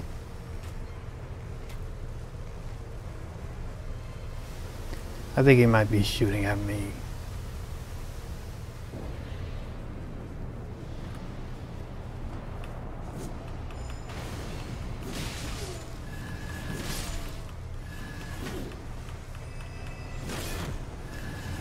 I'm sorry for being a bad teammate. I just don't know.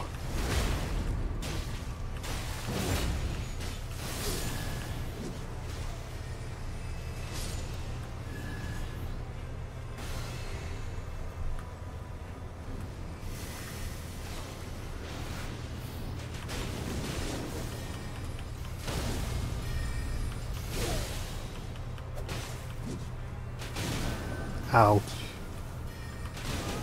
Ouch.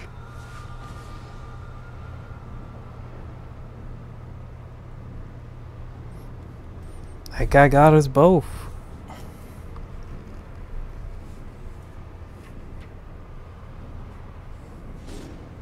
Oh, we actually wiped. Yeah, we were starting good, but it was unfortunately my fault. I'll take full blame for that one. But hey, learning is the experience, I guess. Still feels bad. That it was mostly my fault.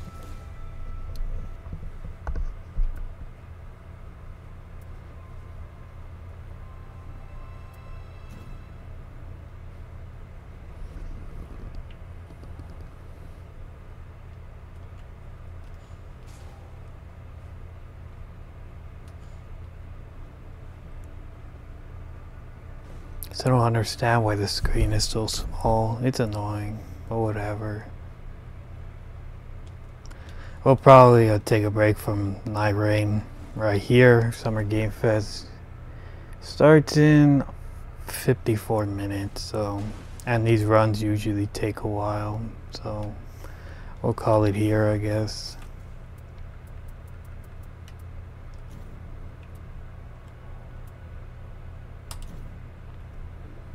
Why is my screen all messed up?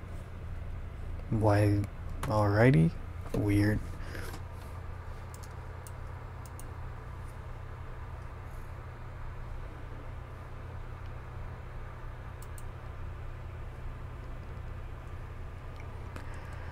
I guess we'll, I'm gonna get a drink real fast. But yeah, we botched that run. Mostly my fault, so yeah. Feels bad, but that was my first run in the full game, so not bad, I guess. I guess we'll just leave it right here for now. Nintendo Switch 2. Joy-Con 2 controllers that attach in a snap. I'll be back.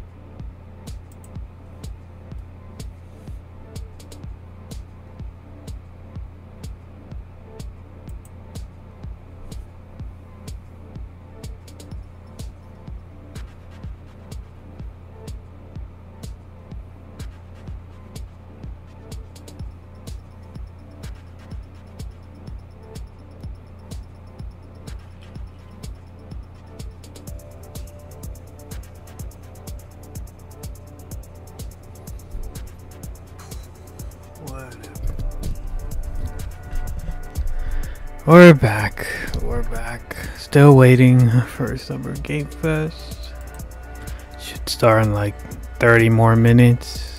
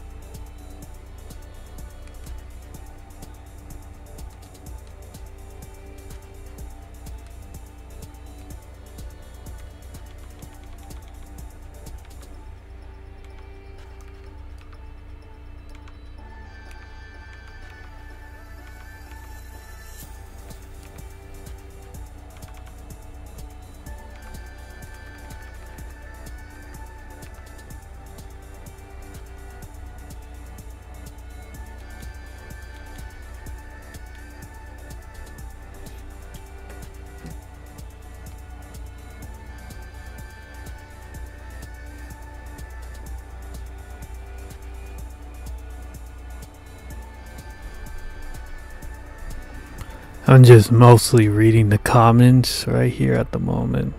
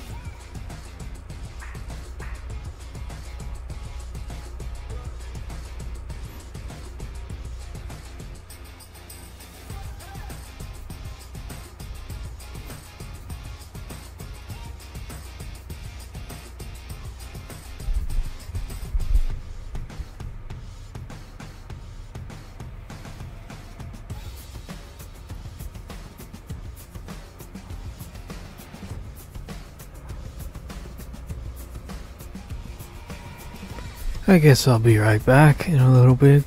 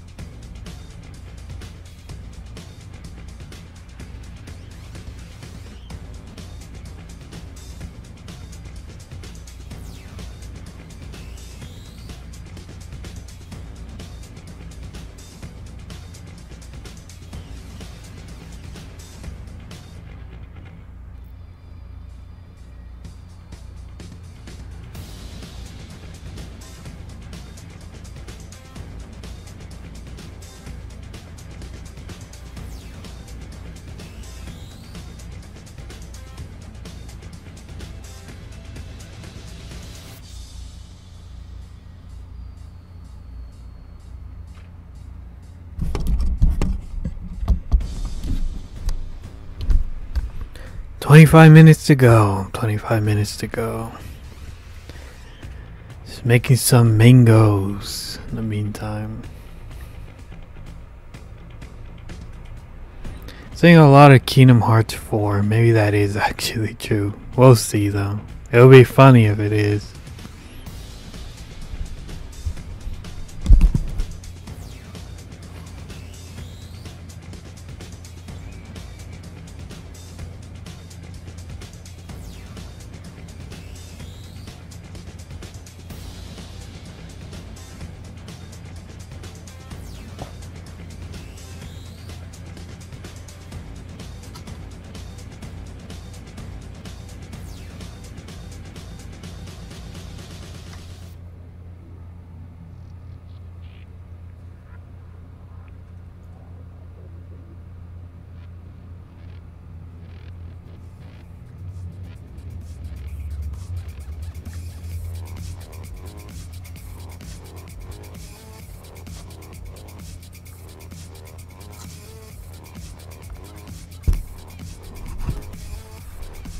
Gonna go pet my cat a little bit.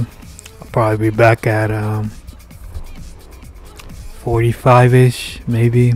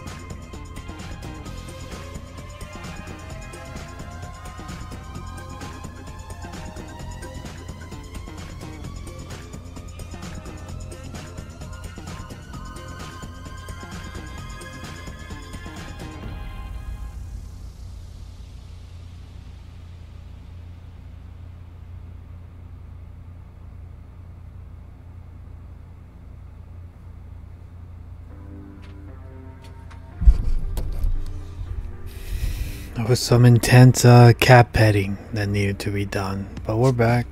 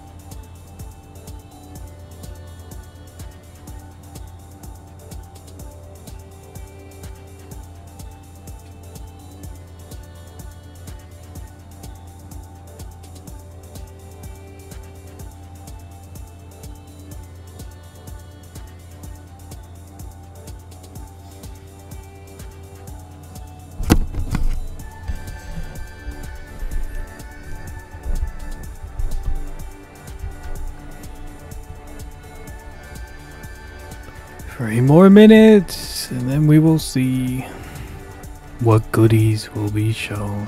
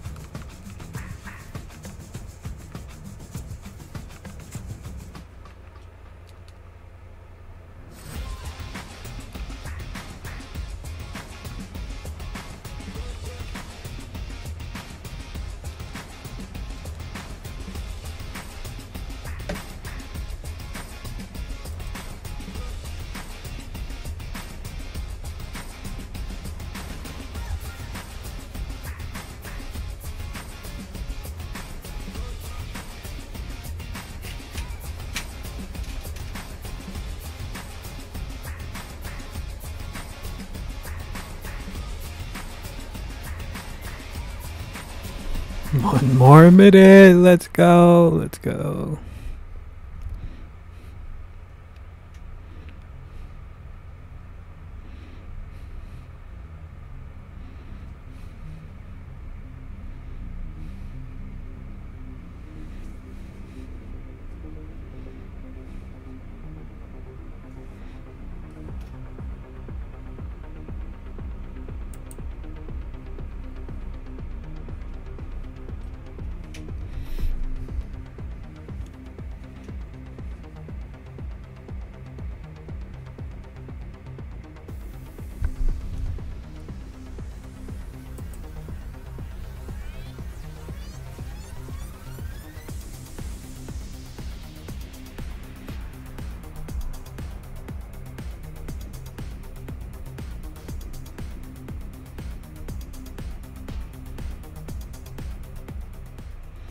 Here we go.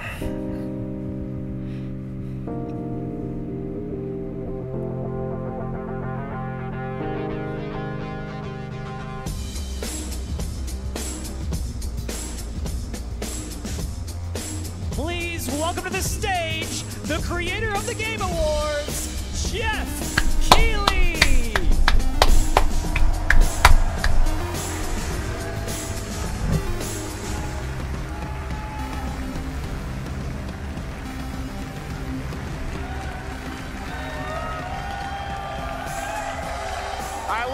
There he is. Hello, everybody, and welcome to Summer Game Fest, a showcase to celebrate what's new and next in video games.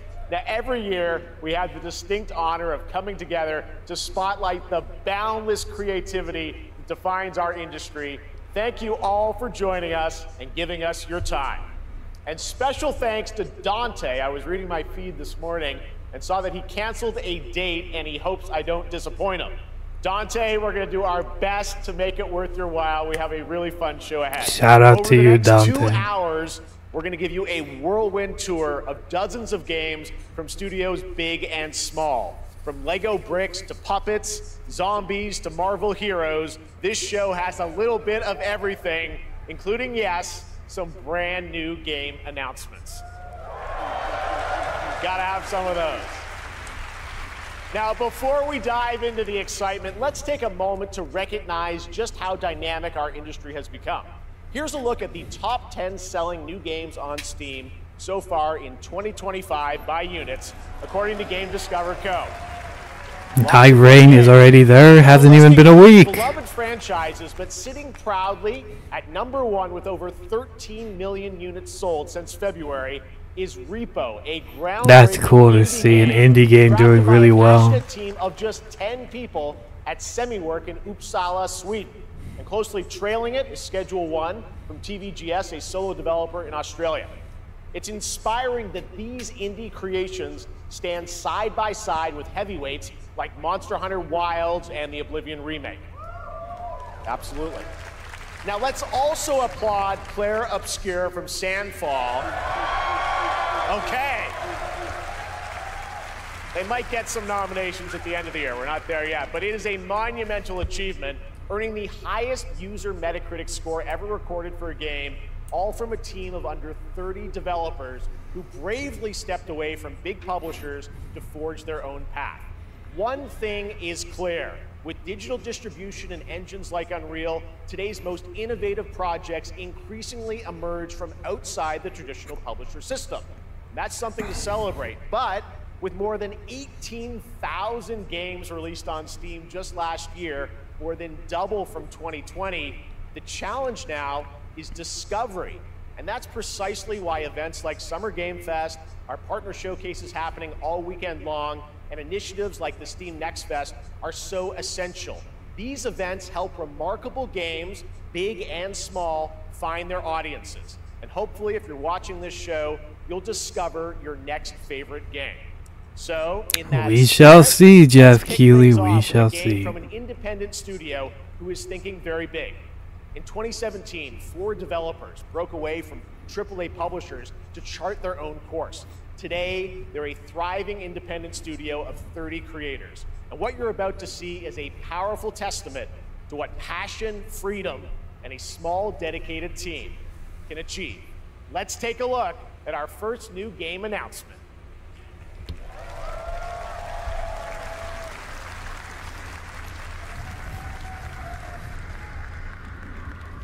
You think you're the Harbinger? You might be. This is probably copyrighted. Oh no.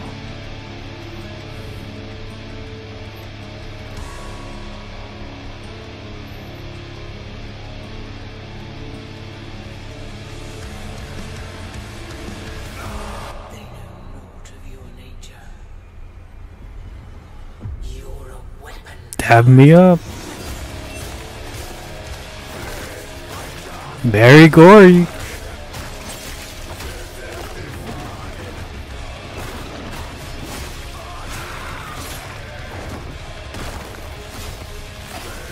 God damn.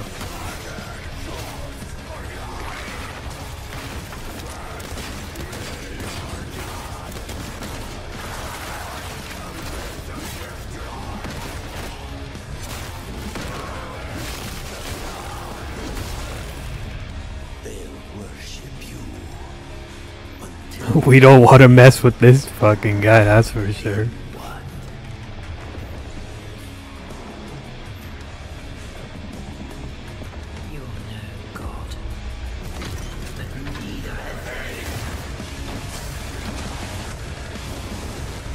The Duke from Resident Evil 7.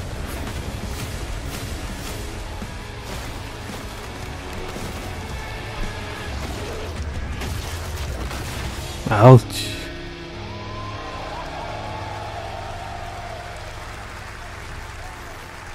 Definitely another Dark Souls game, but it's very gory, that's for sure. A lot more expressive too with the kill animations. Lots more to come, but right now, the end, the Nexus War, Galactus Fight, or even live at Risky Reels. Over the years, Fortnite has innovated with mass-scale live in-game events. And tomorrow, Fortnite is set to do it again across console, PC, and phones. The Death Star's super laser is charged and ready to decimate the Battle Royale island. But there's still hope. You and your friends can join the fight. Here's the first exclusive look at what you'll be part of tomorrow in the brand new live event, Death Star Sabotage. I heard this Star Wars event hasn't been doing too good for Fortnite.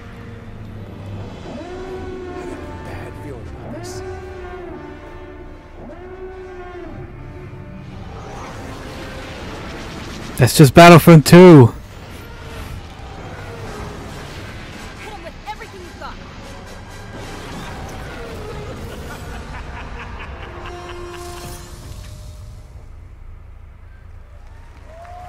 That just reminded me of Battlefront 2. All right. Right now, it is an honor to welcome to Summer Game Fest a legendary game creator who is set to release his latest project in just a few short weeks. With each of his games, he pushes the gaming medium in bold new directions, and we are honored to have him with us for the first time at Summer Game Fest in person. Please, everyone, join me in welcoming the great Mr. Hideo Kojima! Death Stranding, yeah. He's dripped out, I see it, alright. Aki, great to see you. Mr. Kojima, here we are. The world tour begins at Summer Game Fest. It's great to have you here. We are so excited for DS2. So let me ask you, Mr. Kojima, you've worked for many years on this project. What do you hope players take away from DS2 when they play it later this month? DS1 が出た後にコロナになったので、 Well, we hit the pandemic after we released 僕ら皆さ DS1. ん、コロナを体験したと思うので、 Everyone experienced コロ the ナを pandemic. 体験した中での So, 新しいつながりというか、 I wanted to それをも show う一度ゲー something ムをプレイし new ながら、connection 考えていただきたいと after 思い we ます。 faced the pandemic. So I want everyone you to think about that when you play this game. Okay, well, talking about playing the Definitely game, unique, I right guess. Now, I know you prepared a special exclusive clip for SGF. Let's take a look at this. はい、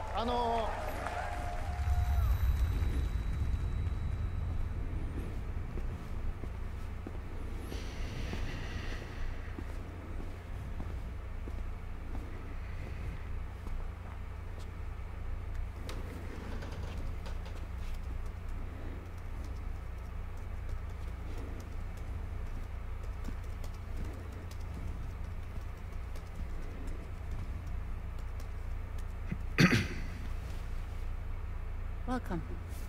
Have a seat. Over here, please.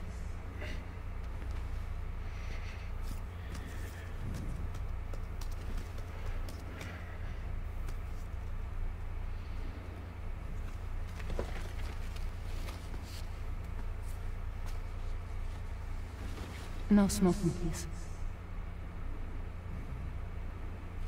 Gave her the death stare. Alright. So you are Neil Varner. Mm-hmm. What do you do? For living? I'm a porter.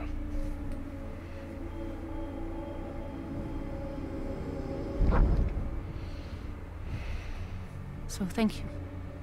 We're good for today. Okay. Thanks. Neil.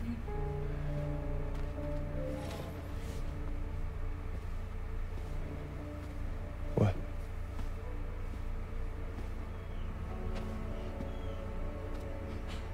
So you made it then? Sorry. You really don't remember me.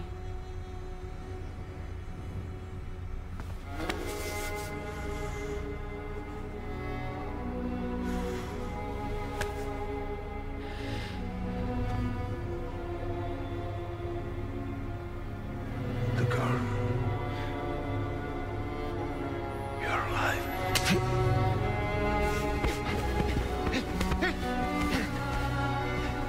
Stop! Stop! Stop! Stop! Stop!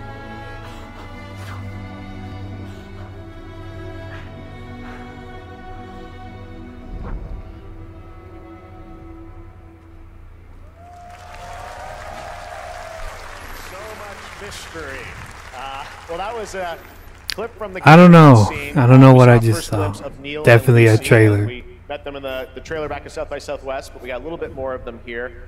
Tell us a little bit more about this clip and the characters of Neil and Lucy. DS2 で非常に重要な In キャラクターです。 DS2, it's a very important character. ニールとルーシー。 Neil and で、 Lucy. まあちょっと詳しくは言えませんけど。 I can't really say because there'll be spoilers, 手にカ but ニ座の刻印が you 2人ある。 saw the cancer mark on both of their すごい hands. 深いつながりがあって、 So they have これ this が物語に deep 大きく connection 関わってきます。 and reveals で前回 throughout the ク story. リフっていう人気キャラクターがい And ました last けど time on マッツさんが DS1, やって we have Cliff, で who was 物 played 語 by 的には Max. 彼はもういなくな And っ of たの course, で by story, まあ 2では出せ he な will い not be in で今回ニ DS2. ールっていうのが But this マッ time, ツさんの代わりという Neil その will 同 be じような like 役割を担って playing like the role that 登場 Max します did for DS2 で this まあクリ time. フすごい人気あったので And Cliff was a very まあ popular クリフを超えるようなキャラクタ But I ーを作ろう think としてまあルカさん we に have お to 願い kind し of て like top that 結構いい character. キャラクタ So ーに Luca なったと思います Marinetti was a great 非 actor, 常 and に I 心 think に残る演技も it was great. He did a great performance, so I think you'll like this new character, あの Neil, もう too. 20日後にゲーム出るんで Well, the game's going to be out in 20 days, so I'm not going to give any spoilers, you know.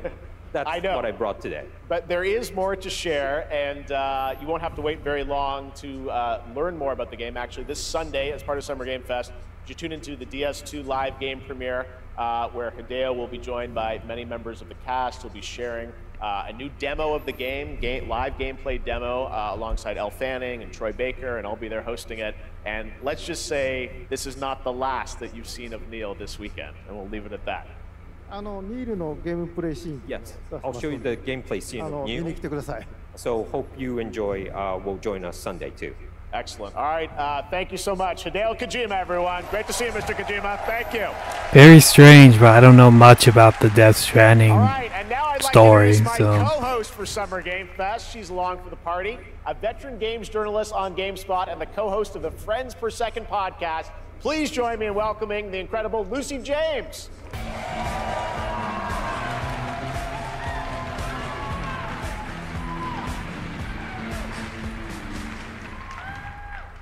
Thanks, Jeff, and hello, Summer Game Fest. I am so excited to be here this year. Thank you for having me. Now, we are honored to reveal an exciting new project from Raw Power Games, a new team headquartered in Copenhagen, Denmark. Here, you can engage in intense combat, fight for land, glory, and legacy, and lead massive armies into epic scale battles as narrated by actor Tom Hardy. Thou shalt not kill. So the priests tell us. So the Lord commands. But ambitious men do not listen. I sought no war. But war found me.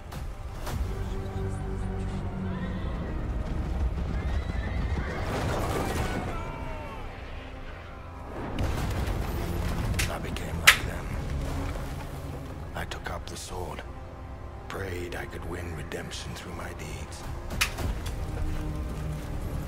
But some paths, once taken, have only one ending.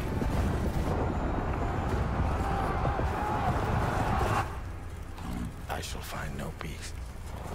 On this road, there is only death.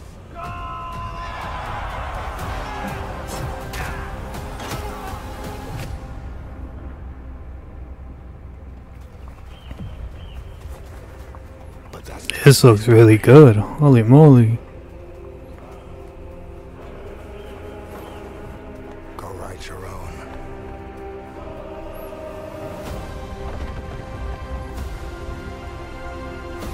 Chronicles Medieval. Looks promising, I'll give it that.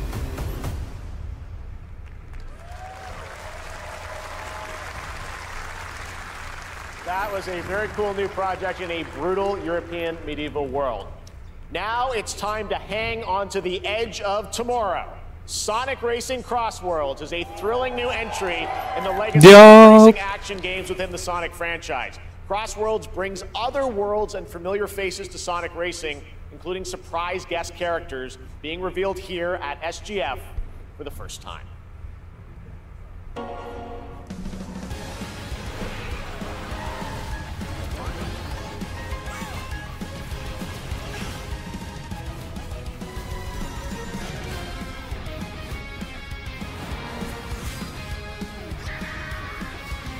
I could have swore this game already came out. Kinda thought it came out already, but I don't know.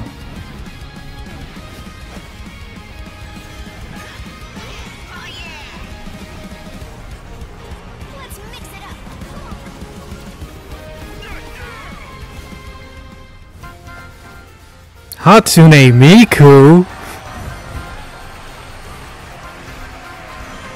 Random Hatsune... The guy from... I forgot... Ichibei? Ichibei out of nowhere from Yakuza? Joker from Persona 5? That feels completely random. What the fuck? Who's even next? Who can top Joker? No one, I guess. Very random.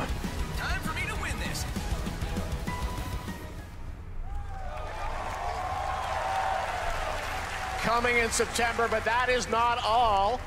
We'd like to introduce the man behind the creation of everyone's favorite blue hedgehog, Takashi Iizuka. Kinda just standing Thank you, there. Jeff.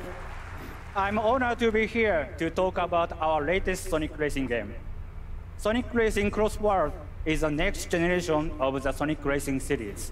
We have Hatsune Miku now, and Joker, Arcade racing team. and Ichibei. You can feel brand new experience from the new future travel ring, which you can warp in the race.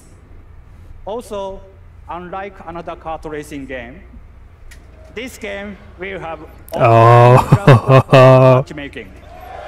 Oh, I wonder which one he's talking about. All of your friends across all of the platform. Lastly, I have one more thing I'd like to show everyone here today. Take a look inside of the travel ring. Shows Mario getting beaten up. Steve from Minecraft in Sonic Racing? That's so weird. What the hell? Minecraft and Sonic. I guess you could say, you gotta go craft. Well, I gotta laugh. That's all I want. Steve versus Joker versus Hatsune Miku versus Ichiban. RPG from Bandai Namco Studios. Not the craziest collab. Embark on a journey across a dark fantasy world and uncover a vast story that eclipses time.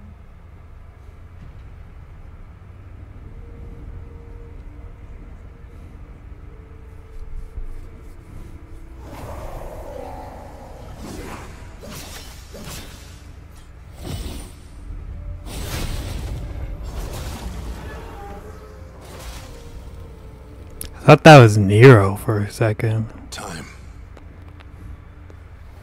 For some, it heals. That looks pretty painful.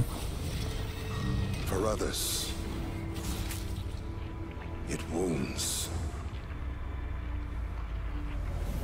And for our world, it promises only oblivion. Our hopes lost long ago. Why you do me like that, bro? But you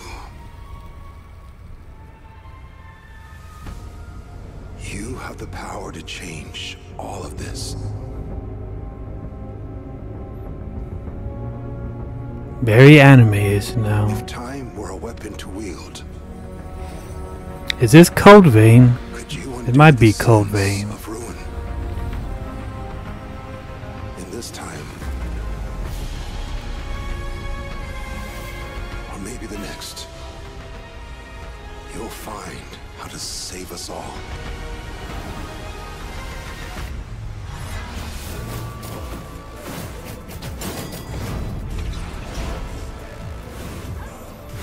Another Dark Souls game. You love to see them.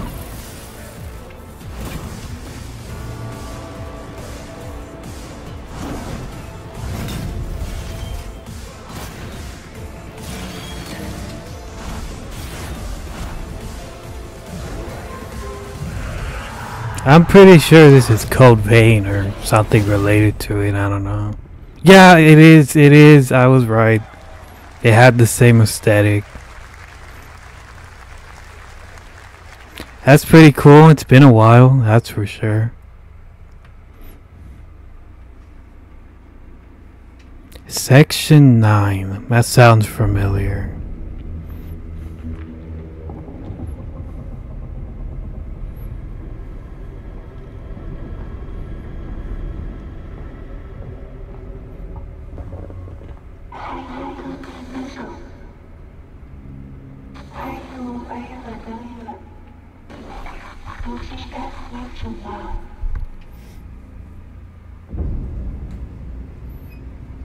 Is this Little Hope? Looks like something related to it.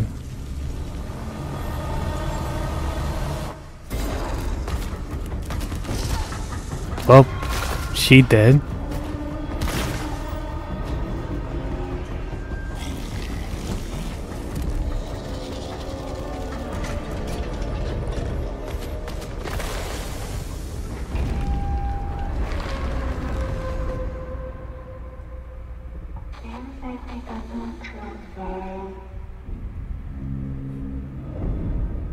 End of Abyss.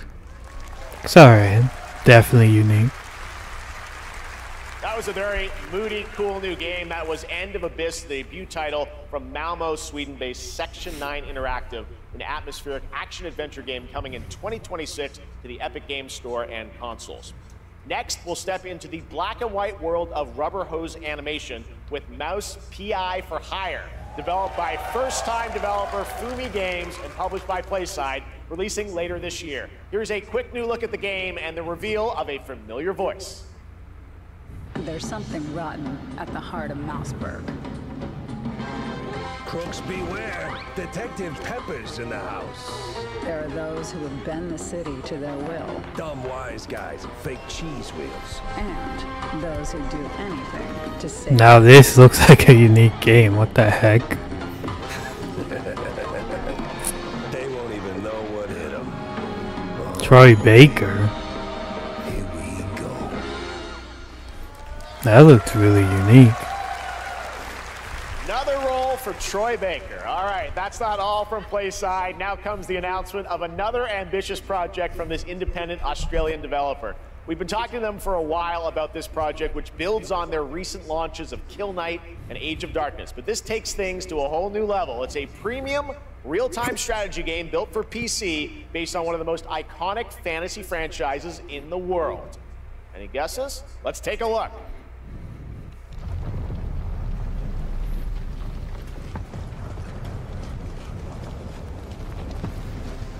Game of Thrones. It's Game of Thrones.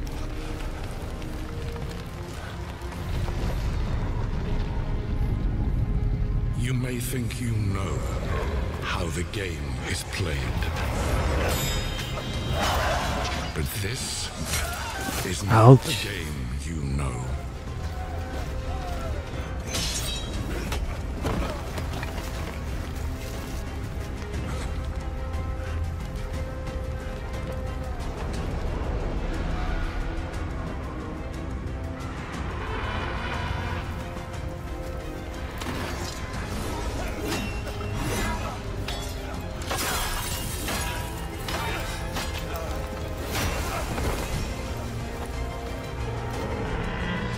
This is your legacy.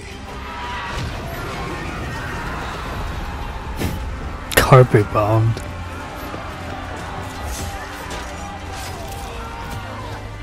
You decide who wins and who dies.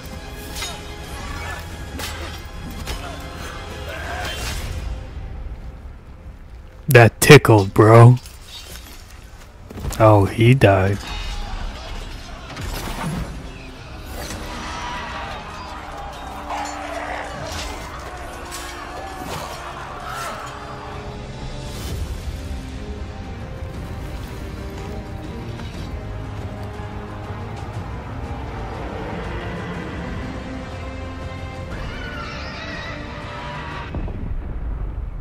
Game of Thrones.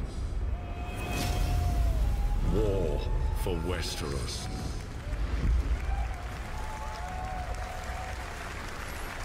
It looks good from the trailer, at least. All right, now it is time for the global reveal of an FPS action-adventure RPG.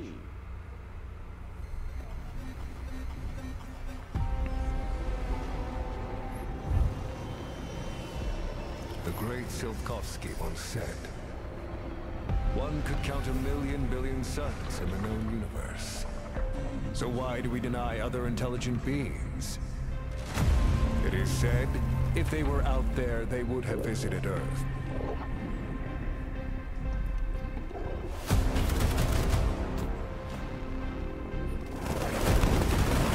My answer is, maybe they will visit us.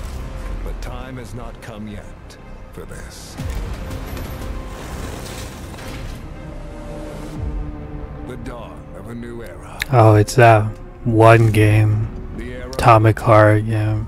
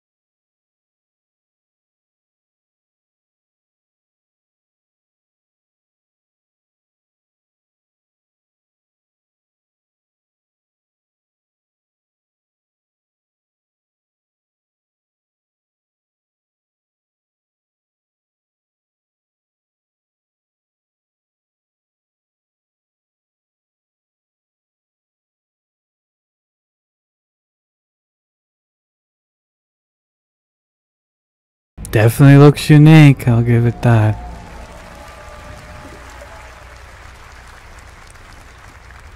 That's right, Atomic Heart 2 is in active development at Munfish on Unreal Engine 5, a spiritual successor to the first game with a retro-futuristic world on a global scale, and this time there's a greater emphasis on RPG elements and player freedom.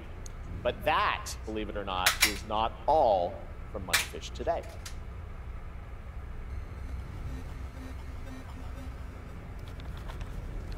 A mobile game out of nowhere. It's in the sky, a giant cube. I can still barely believe it myself. When it showed up, I was in the lab. I didn't even see it. You know, I felt that same fear, though. A terrible sense of my own powerlessness.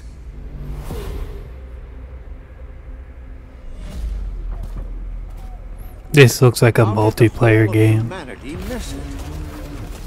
And did we actually miss it? What if the cube didn't appear, but revealed itself? What if it was always there, and we've only just started to see it? Yeah, this is a multiplayer game. Like, straight up a multiplayer game.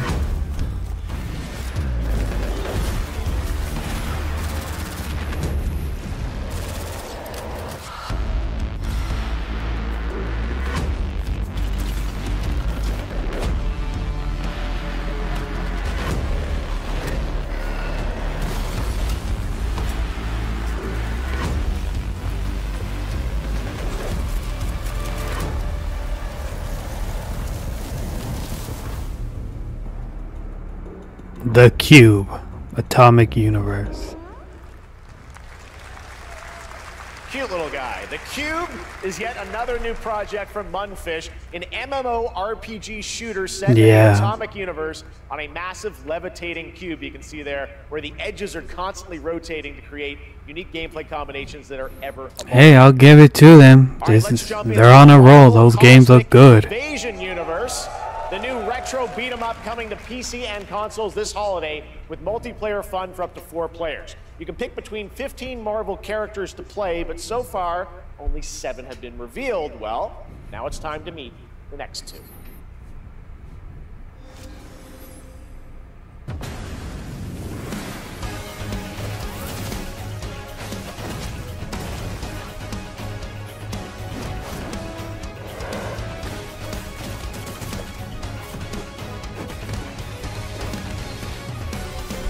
An actual good She-Hulk.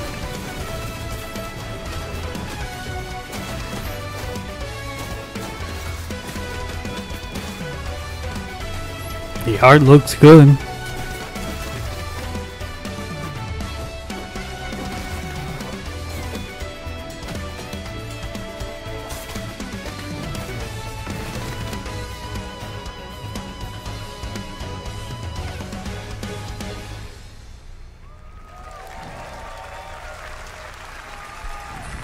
This isn't hell. Kind of just came out of nowhere. Nowhere. All right. What is this place?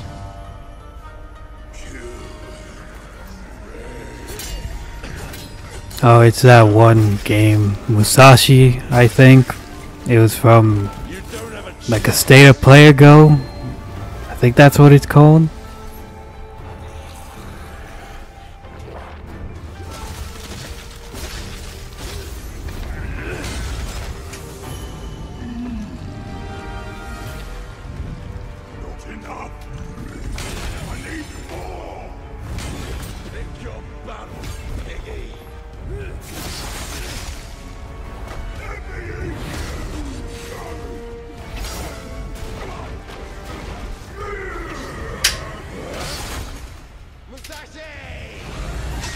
We both want the same thing, Musashi.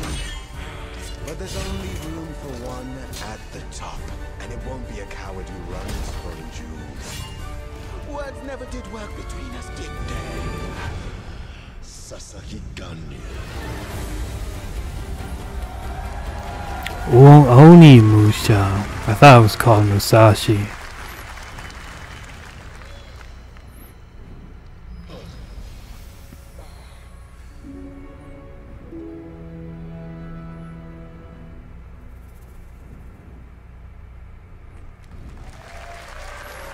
Alrighty. That was a new look at Onimusha Way of the Sword, which we announced back in December at the TGAs. It is coming in 2026 and will be playable this summer at Gamescom. Now let's completely switch gears. You guys all know I love my puppets, and this next project is one I've been tracking for a few years, as a team at Sans String Studios is using Unreal Engine 5 to create an insane digital puppeteering pipeline. It's actually a thing. What you're about to see is running completely in real time in Unreal, and I cannot wait to play it. Here is an unexpected new game announcement that combines comedic storytelling and arcade fighting action. Check this out.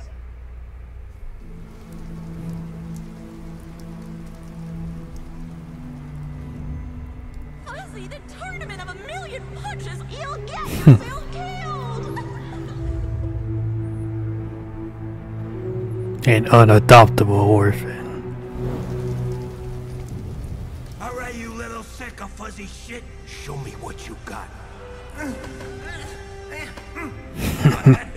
If you're gonna be champ, we gotta transform. Why are you even here? Don't waste my time.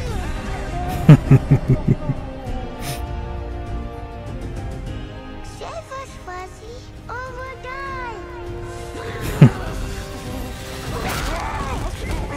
Alright. Attaboy. Attaboy. Eat bread, crap, burnt toast, carb load. This mate ain't gonna be itself. I've been taking dumps in there all day. Jeff.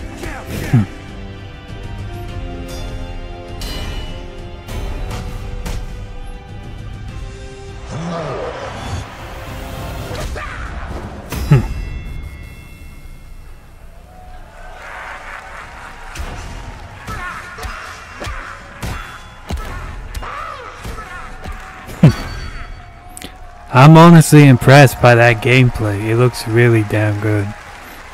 Super fun. Gotta wish list that, right? All right, well, next it's time to see the announcement of a brand new game.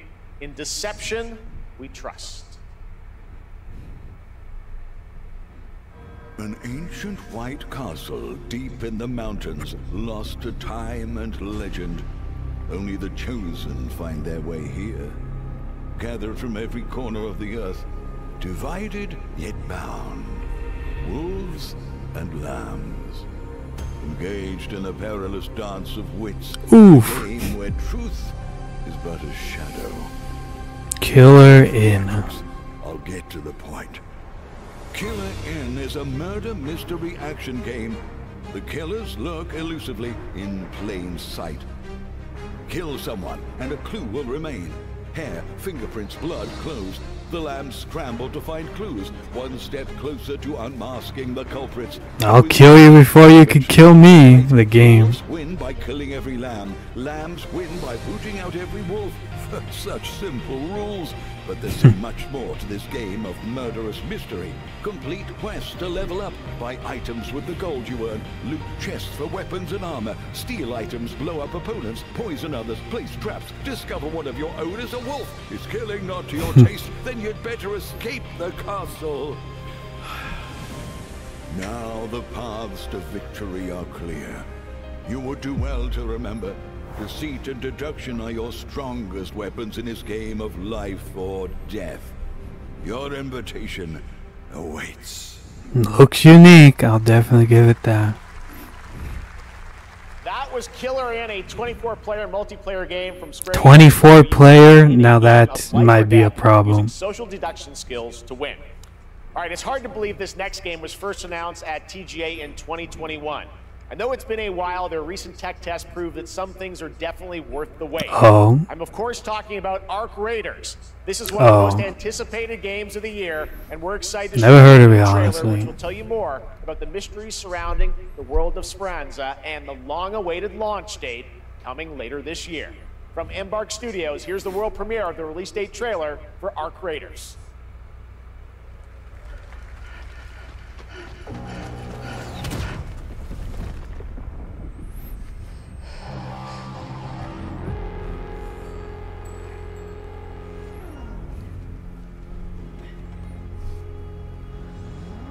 Breathe.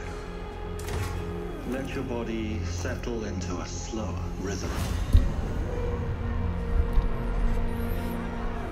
Clear your mind of all distractions. You don't have to walk this path alone. Surround yourself with resourceful friends.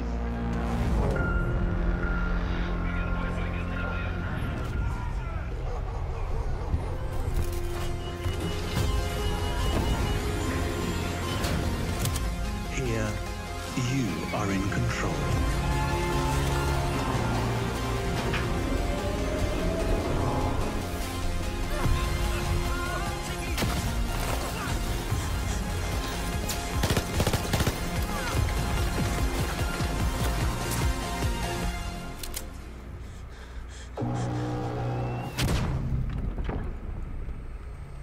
She dead.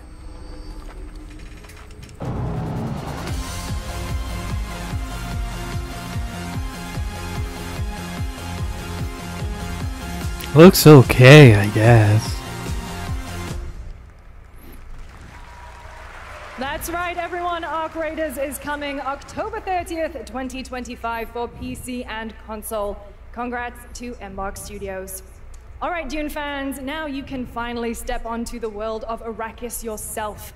Dune Awakening combines the survival and MMO genres with a thrilling cinematic story. It arrives on PC in just a few days on June 10th, but you can play it right now in Steam Advanced Access. Here is a brand new look.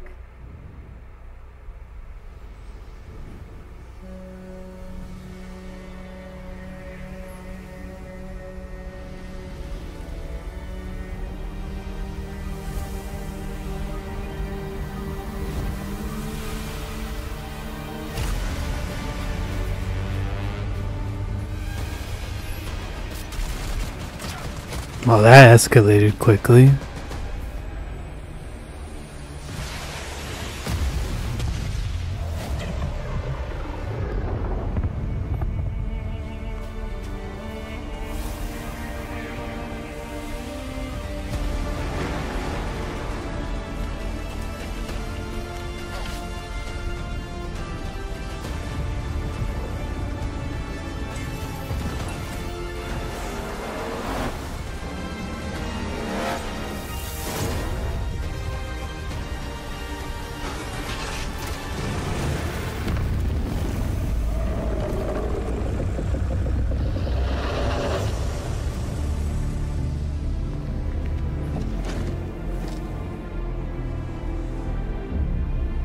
Do it, bro.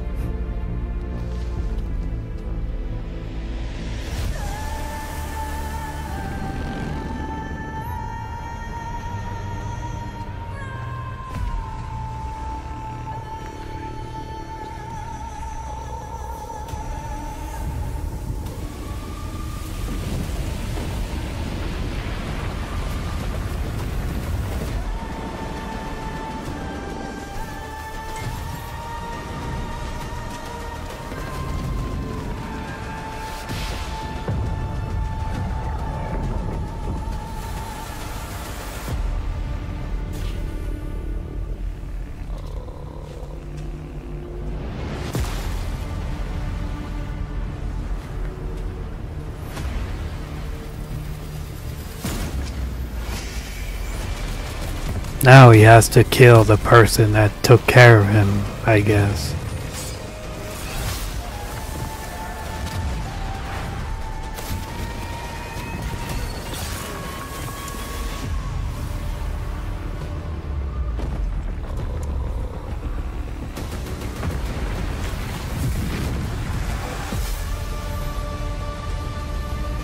Dune Awakening. Definitely a story, I guess.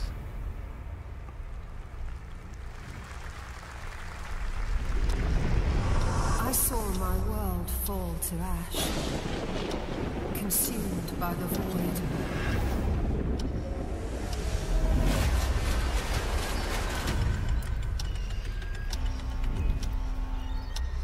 Try as I might to quell their advance. 'Twas all for naught.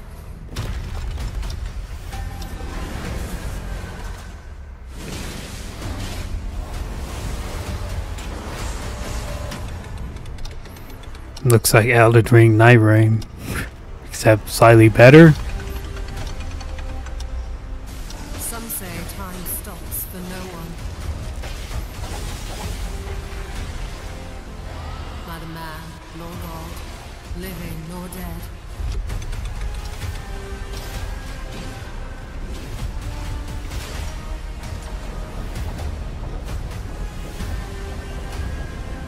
Yet what then of those who deigned to turn back the hands of fate? To save what remains of our broken worlds. You need to take my hand. Return to the past. Where your journey... Chrono Odyssey. Kinda just looks like Elden Ring Nightreign, but maybe better. Every hero's tale begins with a Wuthering Waves, whoop-de-doo. but the true lead of the story has yet to emerge. Whatever's coming next will not be easy. I will never forget my cause. What is more compelling to you, sir? Just as he once came to me, filling that dark tower with light. What happened while I was out? So I hear you're looking for someone? The victors show no mercy to the defeated. People here despise weakness, worship strength, and crave glory. I never doubted that you'd end up here. I'm really curious. What ending have you penned for Septimont this time? I don't like Genshin games, so meh, no comment. Very skippable to me. Tiny nuisance. Not dissing anyone that does like them, but you know, they're just not my cup of tea anymore.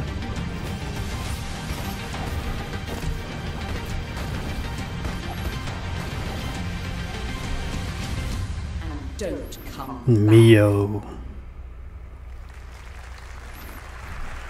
That's Mio, Memories in Orbit, a stunning new Metroidvania platformer that has a demo on Steam you can play right now as part of Next Fest. What you're about to see next is a stop-motion co-op platformer where everything has been crafted by hand. It's called Out of Words, and I'm honored to show it to you today.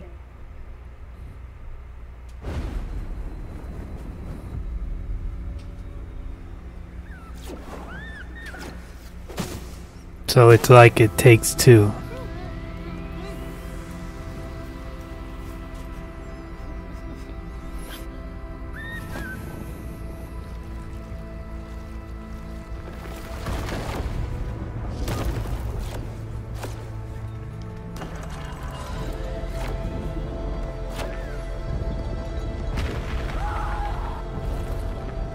Don't you see?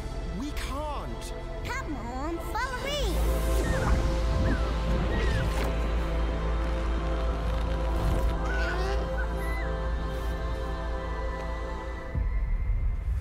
Very artistic, I like it. What a really unique and different game. This August signals the release of Mafia: The Old Country, the next entry in the acclaimed Mafia franchise from the team at Hangar 13. It's a gritty mob story set in the brutal underworld of 1900 Sicily. Here is the Summer Game Fest trailer. Betrayal burns because it can only come from someone close. An enemy can't hurt you like a friend. Who are you? Sono Enzo. I work here. My friends, my family, my beautiful daughter, Isabel. Don Torrisi looks out for people around here. Sometimes the client is feeling less than cooperative and we need to, Teach them a lesson. remind them of their obligations. This is between us and Spadaro. Where I come from, commitment means everything. If this is how he wants it, this is how it'll be. The Dons noticed you, Enzo. This is an opportunity. Do you wish to commit? to this family. Murder. He wishes to commit murder. When Isabella became involved, it became our business.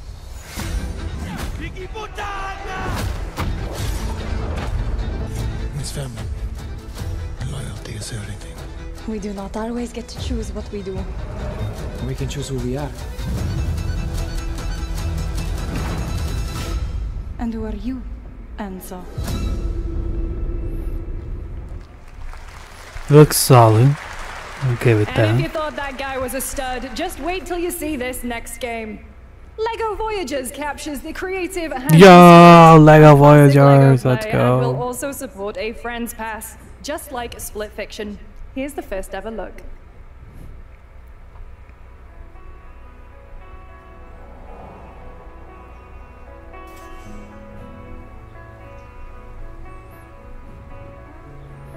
Another two-player co-op game.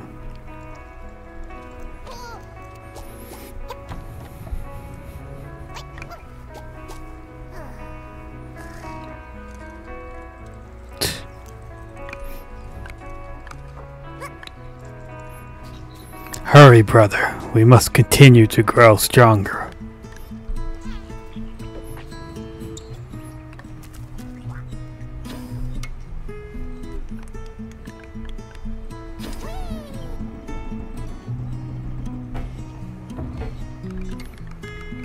Consume the bricks, brother. Let us become stronger.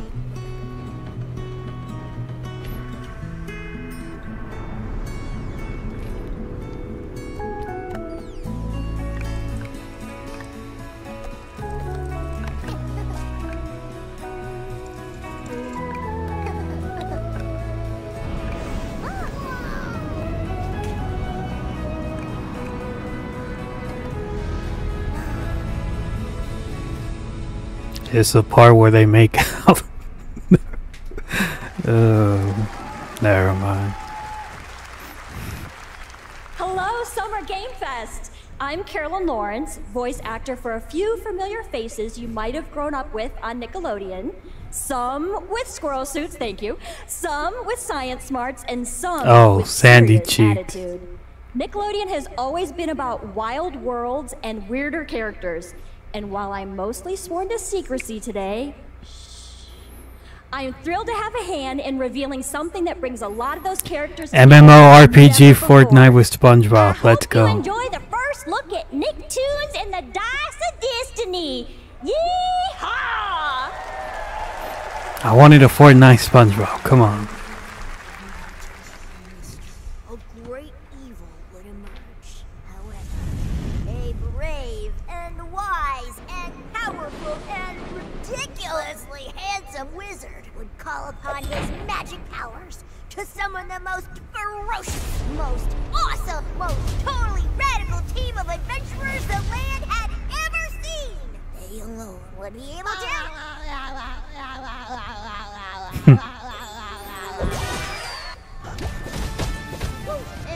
I was not expecting these graphics.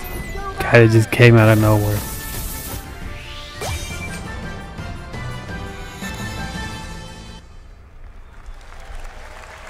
It's been almost 2 years since players first stepped into the role of Geppetto's puppet to save the city of Krat from disease and puppet frenzy in Liza P. Overture is a DLC expansion to Liza P that transports players back in time with new characters, environments, and of course, imposing enemies and bosses. Here's the exclusive new look.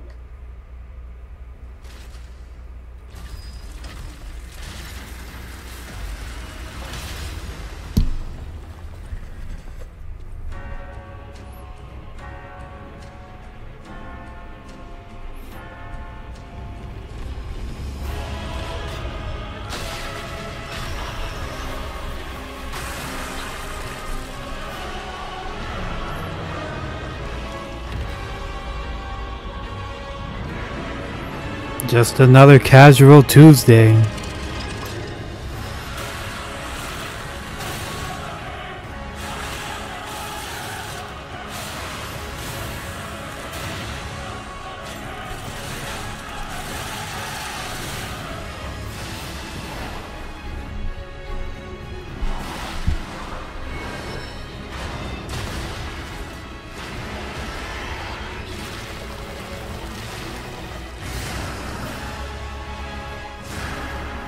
Ouch. Oof.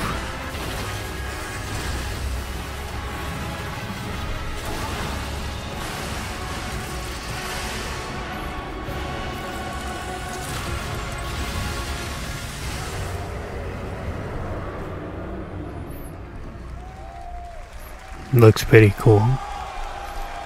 Never play Lies of P, so I'm probably missing out, but that looks pretty cool. Yes, that's right. Overture is available today across all platforms to play, so enjoy it this weekend. All right, next up, the small video game publisher Serenity Forge, based in Boulder, Colorado, shared this game with me a few months back with a DM that said, Doki Doki Literature Club meets Silent Hill. That piqued my interest. I think you might get a kick out of this announcement, too. Surprised Doki never got a sequel. It's weird.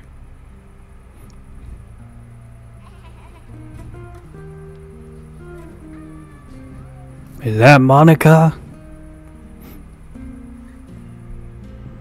I sit at the front of the dinner table where I used to be. My plate's full. Plates of food. Plates of tomatoes. Plates of hay. Plates of angels. Looks normal, am I right? Completely normal, fun game. Plates of flowers. Plates. The garden is lush and green, and everything's focused. Alrighty then.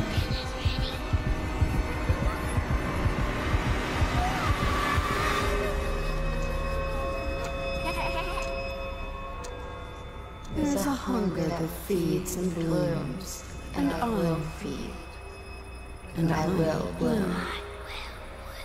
I'm gonna bloom, I'm gonna bloom.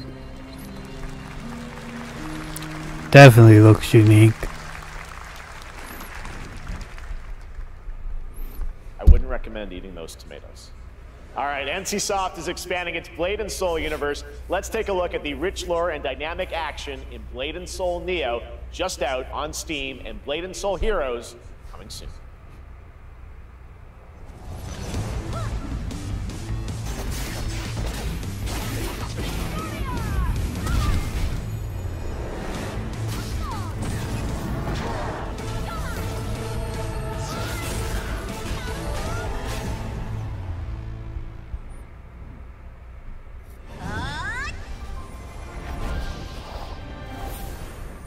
Looks alright, I guess.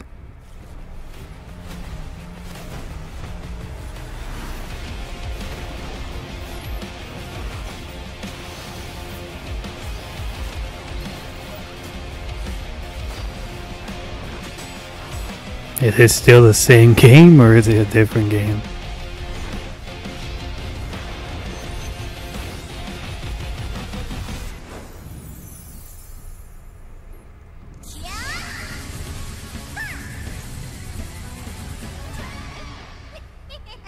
Kinda looks like Power Ward.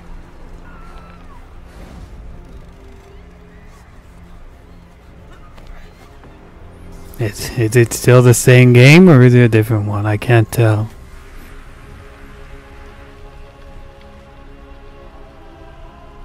Isn't that the guy from One Punch Man? I forgot his name. I think it was Boros. Yeah.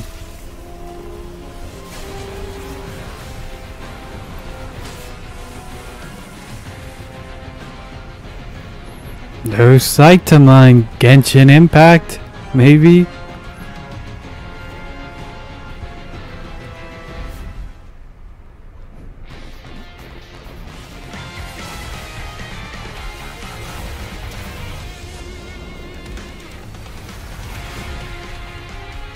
Crystal of Adlon. I don't know what that is. But hey, it's having a One Punch Man collab, I guess. Hey, 7 Deadly Sins.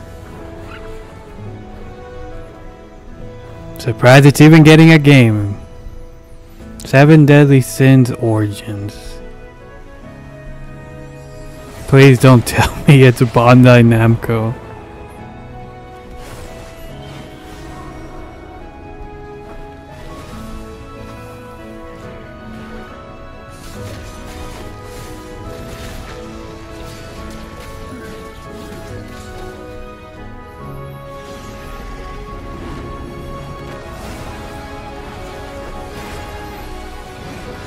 Kind of reminds you of Kakarot, the graphics and gameplay.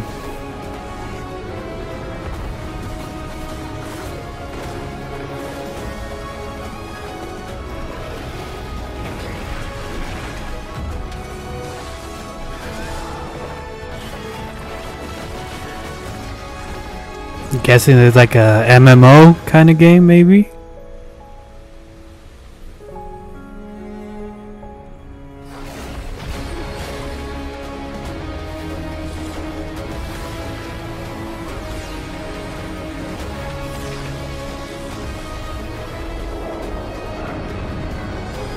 Pre-registered now. No release date. At least it's not Bandai Namco. Witcher. 5.6 is available today.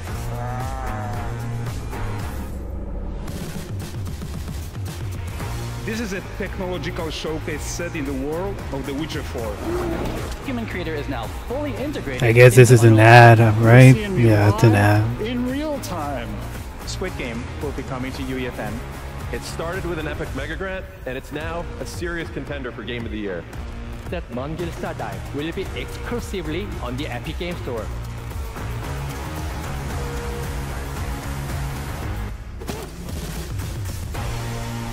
I guess it's just recapping. How long has it been since it started? It's been an hour, actually.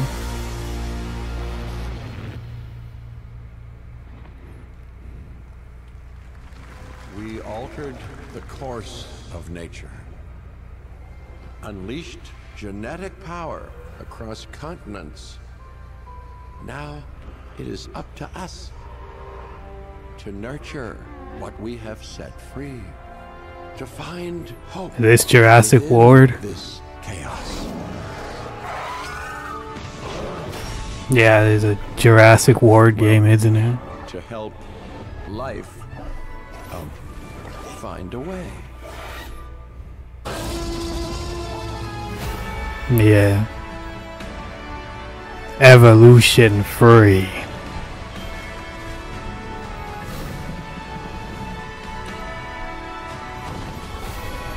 Put your dinosaurs in the rice field. Make them work.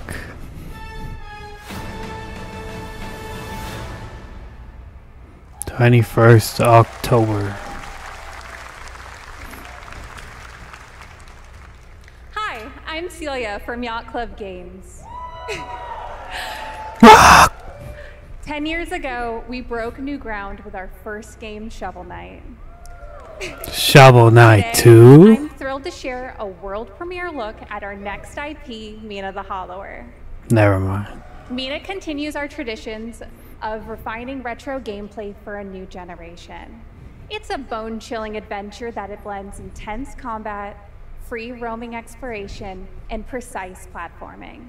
As Mina, a whip-wielding hollower, you'll burrow through danger and unravel the mysteries of a cursed island. A decade ago, we unearthed a groundbreaking legend. This year, we're bringing our next bona fide classic.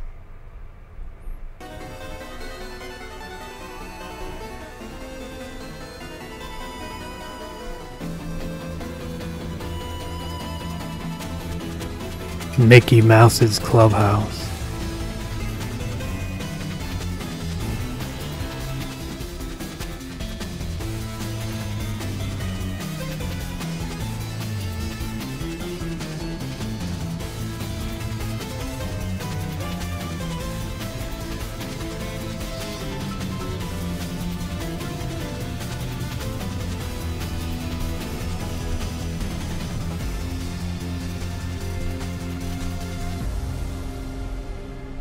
Looks alright.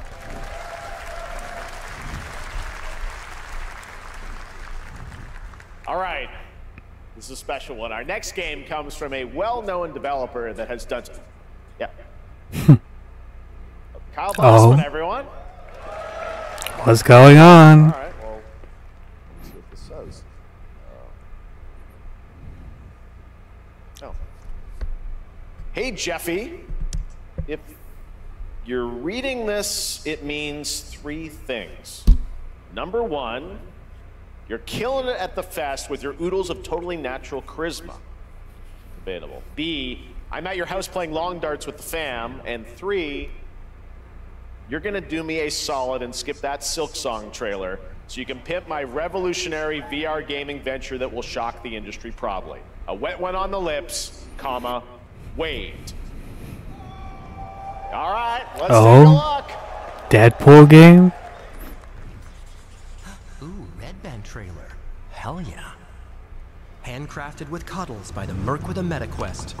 Kick back and bask in the glory of gaming's first quintuple egg tropical farming sim experience. Oh, hi, new friend. Oh, yeah! Escape the turd burden of late-stage capitalism and enter a world of VR magic and wonder. You'll care for exotic pets, the elderly, and dysfuncting with hip-hop Satan. Oh, hi, don't worry, he's a fascist. He deserves this big time. This guy's a total dick. What the hell? Who designed this shit? I wiped my ass on this first. You're welcome. His voice sounds so dead, like he's not trying. All your dreams of being inside me come true in VR. Spider-Man gets Insomniac, and I get this shit? I'm craving Korean barbecue now. Is that weird? Whoa! Yeah, he just sounds dead inside. Spider-Man gets Insomniac and he gets this voice actor. Maybe he's a good voice actor, I don't know, but he just sounds so dead inside. Could they not afford Nolan North? The culmination of a decade of Techland's experience building survival horror games. Kyle Crane is back as the player character in this title that blends open world and action survival horror. Let's take a look at the latest trailer with some big news, the release date. Dying Light 2, I'm calling it now. Or the expansion, whatever.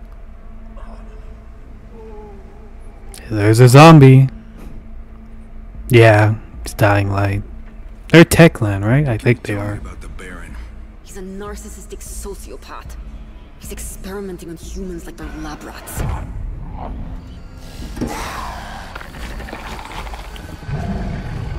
God only knows what the Baron's planning to do with those monsters.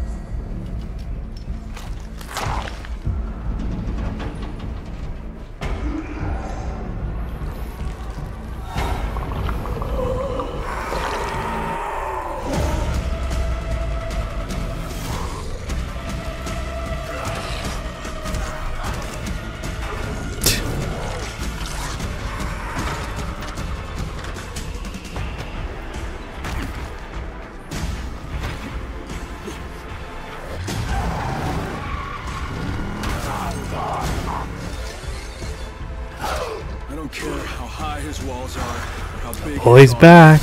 He's back. That fucker will pay for what he did to me. All the years he took from me. All the agony he put me through. You want revenge? Damn right I do!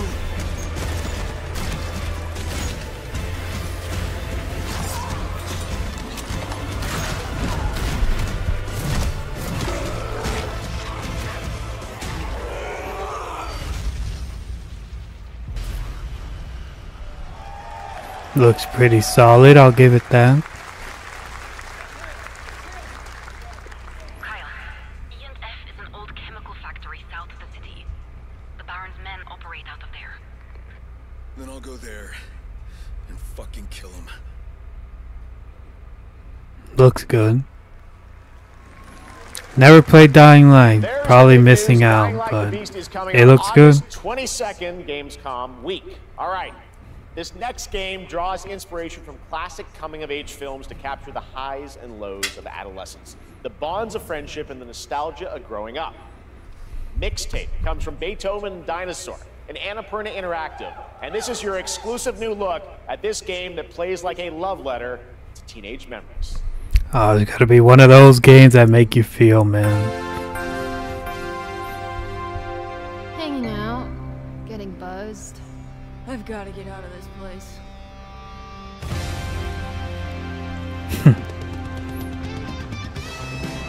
At the end of an era, When everything's about to change, it's time to look back on your greatest hits.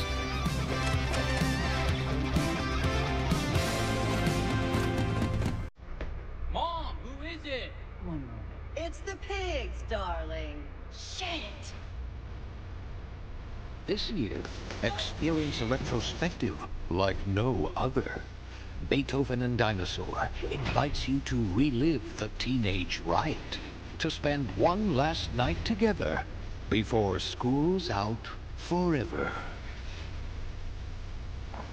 And with a soundtrack this good, it's gonna be one hell of a night. And The Cure. I love The Cure.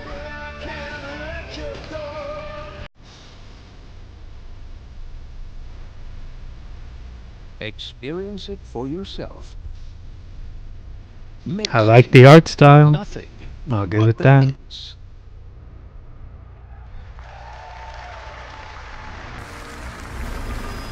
I trust you have seen it.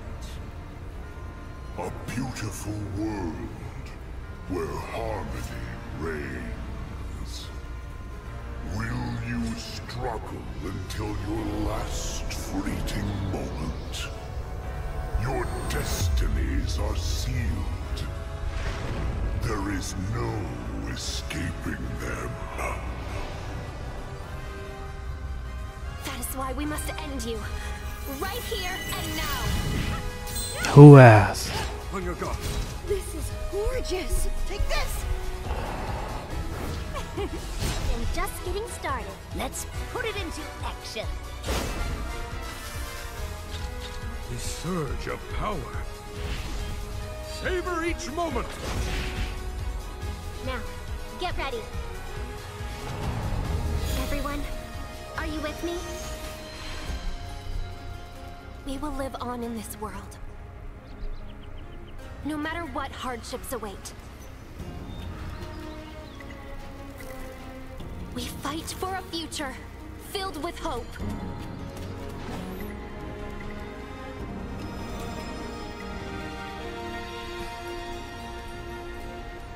Looks alright. I like the art style. Toa and the Guardians of the Sacred Tree. It's its own thing, I guess. 2 days before my birthday, so. Beautiful game. That was the global announcement of Toa, a new roguelike from Bandai Namco and developer Brownies, a game drawing from classic Japanese art with a whimsical spin Oh, on Bandai Namco. mysticism. Next, we want to introduce you to a game made by a first-time solo developer in Bandung, Indonesia. With the help of 9 of his friends, he's built an intense action beat-em-up with brutal hand-to-hand combat set in his hometown. This is Acts of Blood.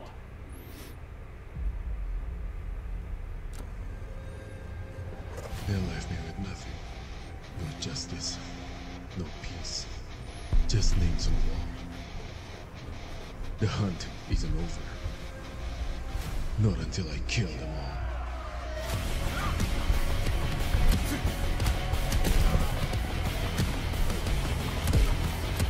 all. Alright.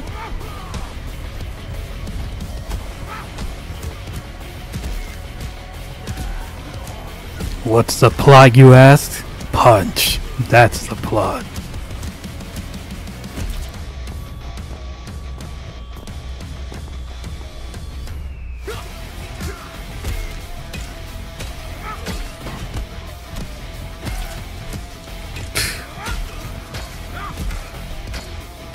Very violent, but in a good way.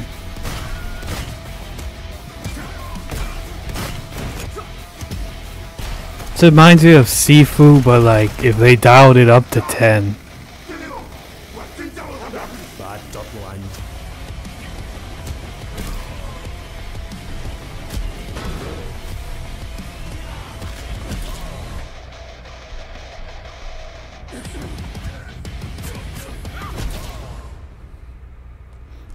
He's just John Wick, bro. It's just John Wick. Amazing what these solo devs can do today.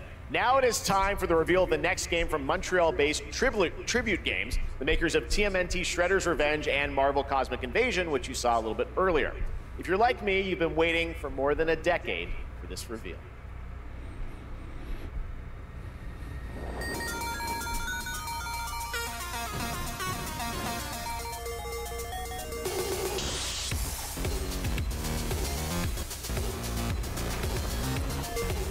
Thought it was Mega Man for a second.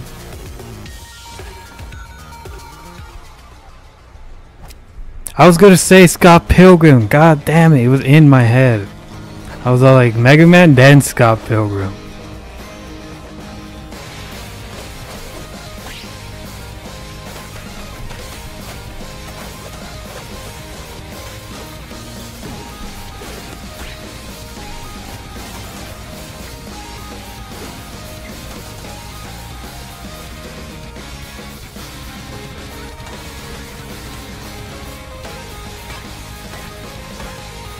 Pretty much plays like the old one from a decade ago, except it looks a lot better, of course.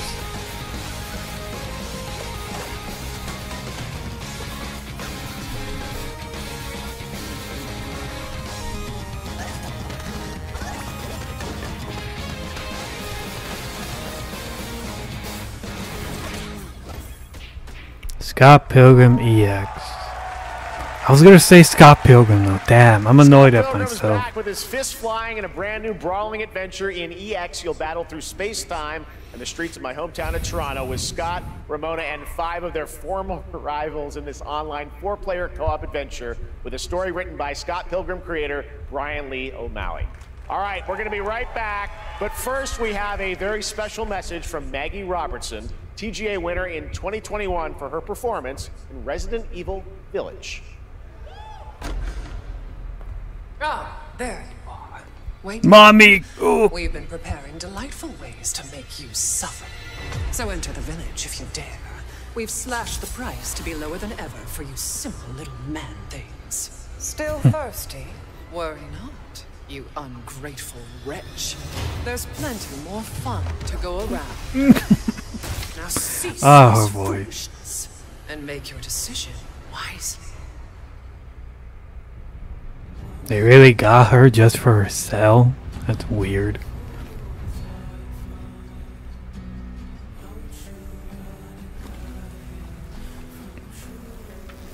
Oh! First Descendant, I see you.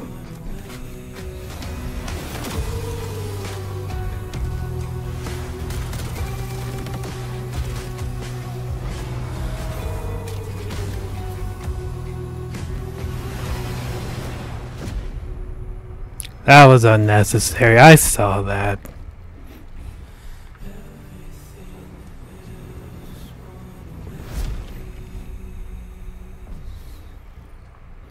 Breakthrough. Buy it for the plot. Since the dawn of time, humankind has been obsessed with the hard. Titanfall, maybe?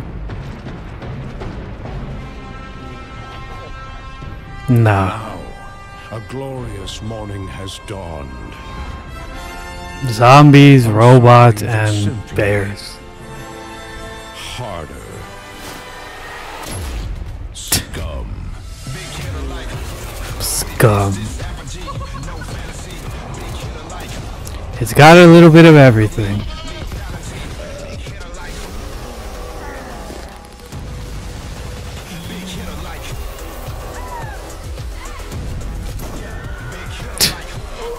Your hard just got harder. Looks like it's gonna be a fun time, maybe. It definitely looks unique.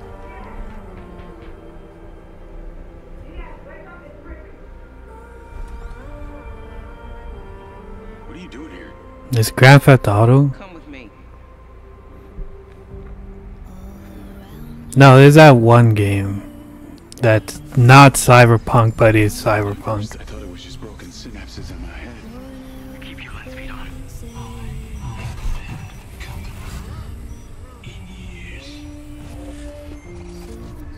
I've been seeing things. Like a part of me that's been buried down deep feels like it's just knocking to get out.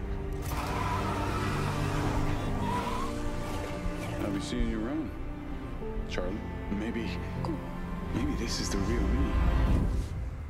Diaz, you were a good soldier.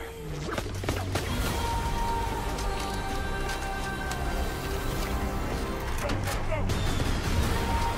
don't want any part of your future.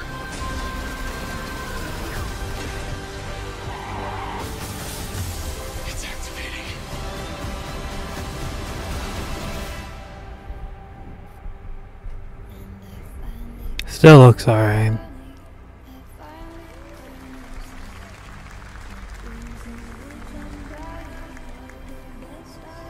Hitman X Mind Eye. It's pretty cool. Hi everyone, I'm Hakan Abrak, CEO of IO Interactive. We can't Hey, wait for you to Hitman guy's discover right there. Mindside when I'm it launches on joking, I'm June joking. 10th from Builder Rocket Boy and IO partners. And yes, you may have noticed Agent 47 will be contracted for a very special assignment in Red Rock City. It's pretty cool. This week,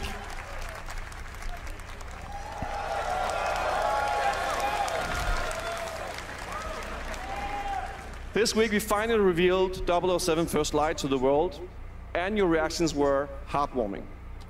It's coming in 2026, but we want to make the wait more exciting. We are bringing someone into Hitman, the World of Assassination, who is very dear to the Bond universe. Let's take a look. Is 47 gonna be in this game too?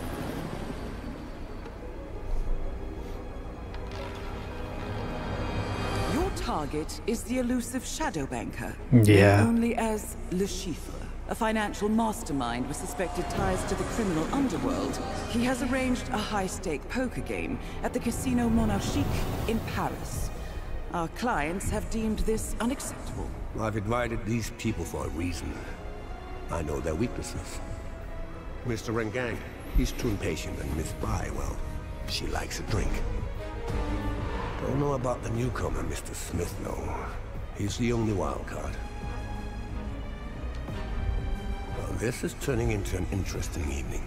Welcome to the VIP room here at the Casino Monarchique. Reaper. Unusual name. Names are for friends, wouldn't you agree, Mr. Le Chiffre? Looks solid. There you have it. Hitman and 007 are coming together in a very unexpected way.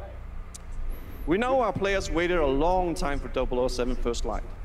It's just around the corner, coming out next year. However, Hitman is live right now. So I thought, why wait? And I asked a fellow Danish friend to join me here. As a matter of fact, he is here with us today. That's right. Everyone at Summer Game Fest, please. He's actually right behind you. Mikkelsen.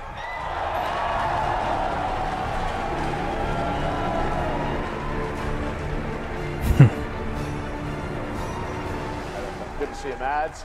Thank you for joining us, and thanks for coming to Summer Game Fest. Mads, you are Cliff, but you're also Agent 47's next target as Le Chiffre, the villain we know from Casino Royale.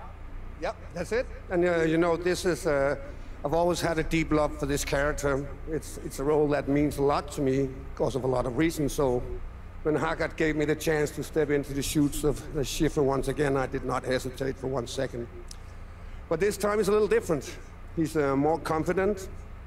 He's dangerous. He's not just a brilliant mind hiding behind a desk. He is visceral, unpredictable, and ruthless.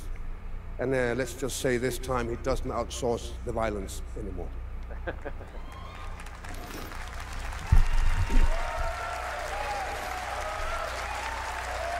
So this mission is set in a casino in Paris. We want to make an homage to the movie Casino Royale, while keeping surprises for our players. James Bond and Agent 47 have very different set of skills, and the mission will be handled in very different creative ways. Yeah, he's not gonna beat me in poker. He's gonna figure something else out. So I guess it is not just about the shot, it's about the bluffing around the table this time? Yeah, sure, exactly. It's the Chiffre is always like 2 steps ahead of you. He reads you before you read him, so it's a little like bringing a chess player to a poker game. We built the mission to allow several parts, unexpected characters, appearances, and even custom poker mechanics. Wow, all right, well, when do we get to play this? That's the best part. We wanted to surprise you, so the right team is now updating the game as we speak. Le Chiffre, Elusive Target mission starts today in a few hours. For only 30 days, and if you play it, you will unlock a unique reward in 007 First Light. Amazing. All right. Well, Hakan, Mads, thanks for joining us for Summer Game Fest. Appreciate it, guys. Thanks for having me. so much. Thank all you. Right, great to see you. He didn't thank the other guy? It looked like he was getting ready Stuff. for a Right, thank now, here's you. the announcement of a new party game coming later this year that will delight LEGO fans, made with over 1 million LEGO bricks, 300 minifigures, and over 700 trillion minifigure combinations. Lego Mario Party. Somewhere, so make some noise for LEGO Party! Get ready For a nail-biting competition. We're minifigures, Dad. We don't have nails. It's an action-packed contest. Yeah, just Lego Mario Party. But will you be helped by friendly krakens? Or hindered by evil monsters. Or lightly toasted by a flying lizard with wings? That's a dragon, Ted. Nintendo looking at this game, rubbing their hands, waiting to sue them. We've got more of them than you can count. More than 10? They're gonna be all like, we own the rights to party games, you bastards. Oh, that's a lot! With surprises around every corner, anything can happen. Anything? Anything. Anything? Hey, Lego Ninjago, man, you sold me already. Not a giant crab, a mythical king cobra, or Master Wu smashing a crate. Those were literally just on screen, Ted. Wow! We've got all that and more in LEGO Party! Non-trademarked. Whoa, that is looking mighty tasty. Coming for Switch, huh? That's very bold of you guys. I'll give you that. All right, next, a new look at a new team shooter from Dreamhaven and Moonshot Games. 20 players across 5 ships venturing into the most treacherous region of space, hoping to get their hands on the artifact. The game is called Wildgate, and the open beta starts next week during Steam Next Fest. And we're also very happy to announce the game will launch on July 24th for PC, PlayStation 5, and Xbox. Let's see what it means to get into some serious space shenanigans.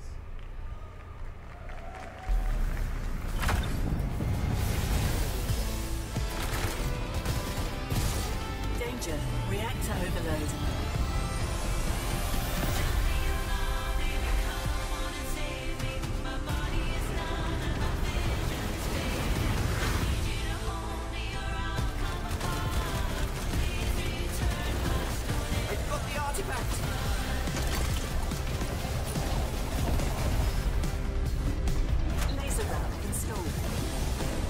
This feels bad. Now their ship is flying.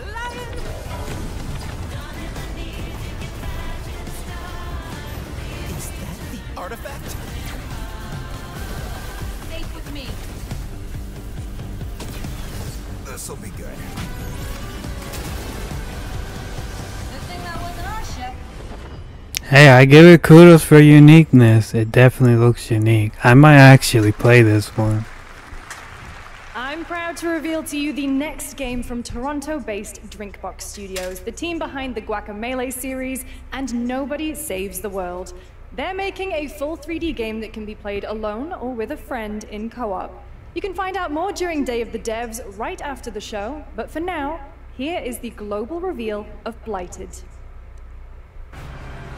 Looking over this decaying world, one can only wonder, how did it all come to this? It began with the ancient rituals, the dead buried. Yeah, that probably started something. Those who ate of the fruit saw the lives they lived and passed their knowledge to future generations until Sorcisto, in his lust for power, You don't look too good. consumed the brains of the living, spreading this blight. You harbor it too, I see.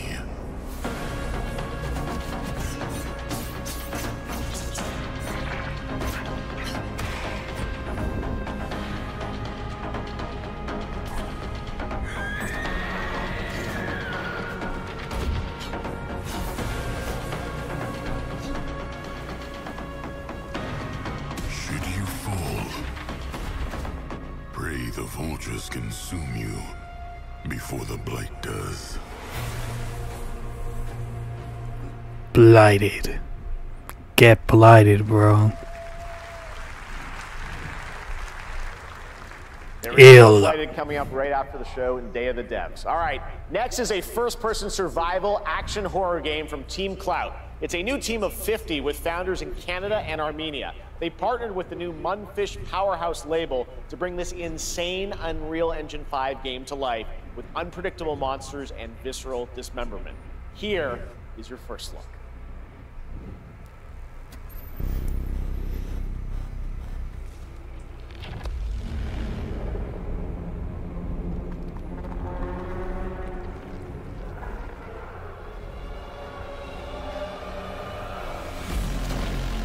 Not Resident Evil, alright.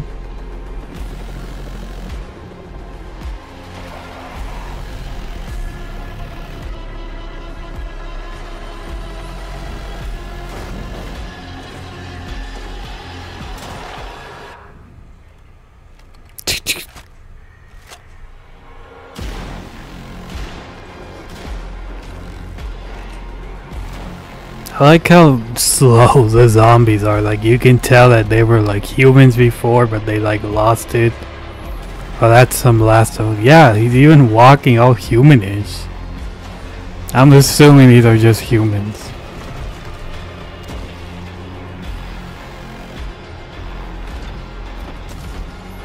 I don't think so, bro.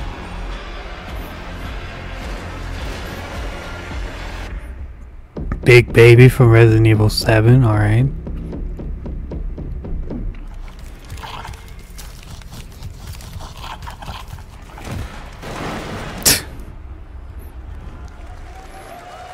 Definitely gives me Resident Evil 7 vibe. Village, I mean. Mecha Break is one of 2025's most anticipated shooters, with its previous beta amassing over 300,000 concurrent players on Steam and 3 million players in total. In this game, you explore a sci-fi universe and pilot powerful mechs with immersive aerial and ground combat. As a top wish-listed game, players are clamoring to know just one thing: when is the release date? Well, here's Mecha Break's latest trailer with the answer you've all been waiting for. Growing Martian zones force the Thalassic Federation to advance its Project Enterprise.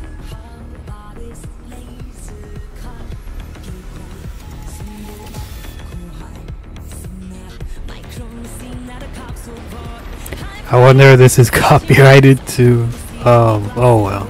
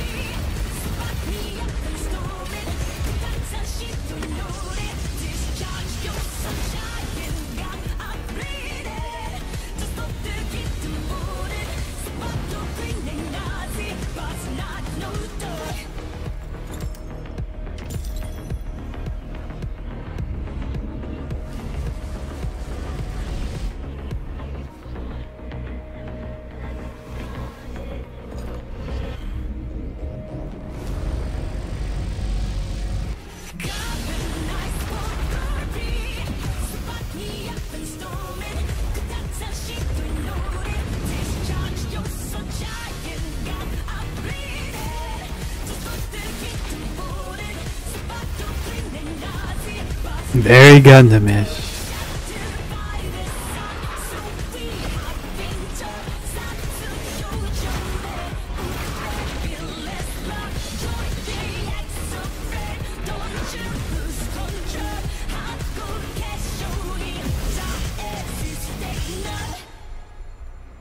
July 1st, so next month. In this next title, small-scale players traverse the oversized world around them, filled with local wildlife and hostile machines. Built by a small 8-person studio, this is Infinitesimals.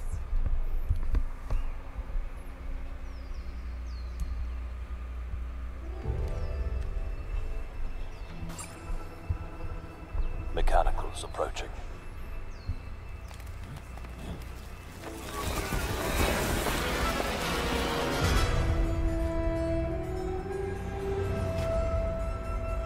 You must now face a stark reality.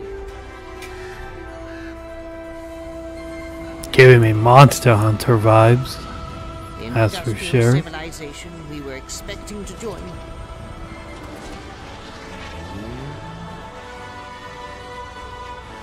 is no more.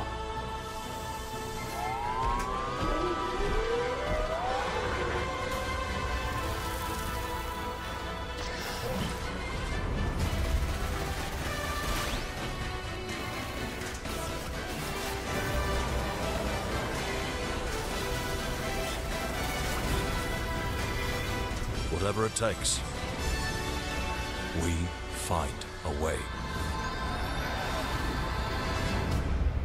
Bug's Life, the new Genesis. They remind me of Bug's Life, I don't know why. 2026 marks the 30th anniversary of a legendary video game franchise that I think we all know very well. Please check this out. Is it Kingdom Hearts? Or am I just tripping? Happy birthday to you. Resident Evil. Happy birthday to you. Happy birthday. Happy birthday. Happy birthday to you. And to celebrate early, a special message from Takeuchi-san.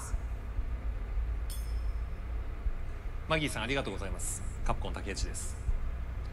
皆様のおかげでバイオハザードも30周年を迎えることができました。 So we're gonna blow your goddamn minds right here. 達成しているバイオハザードの最新作なんですが、 Oh. もう少しだけ、あと瞬きするぐらいの間だけお待ちいただければと思います。それではこれからもバイオハザードシリーズよろしくお願いいたします。ありがとうございました。 You're not gonna show anything though? You're just gonna blue ball me like that? You're gonna blue ball us like that? For that very special message. We cannot wait for when the time is right to share more leading into the anniversary. That's such a blue ball, man. Next big update for a beloved franchise. Kingdom Hearts 4, nope. WWE or something related to it. Let's rumble. Yeah.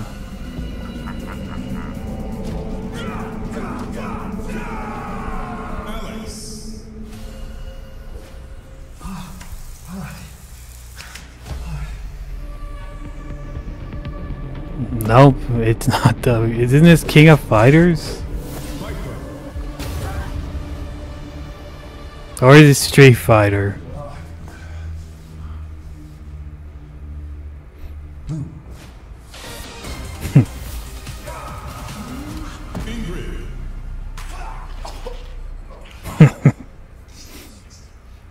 He pulls it off. I'll give him that.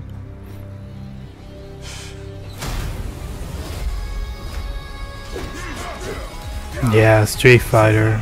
At least I think that's Street Fighter, right? Street Fighter 6. Yeah.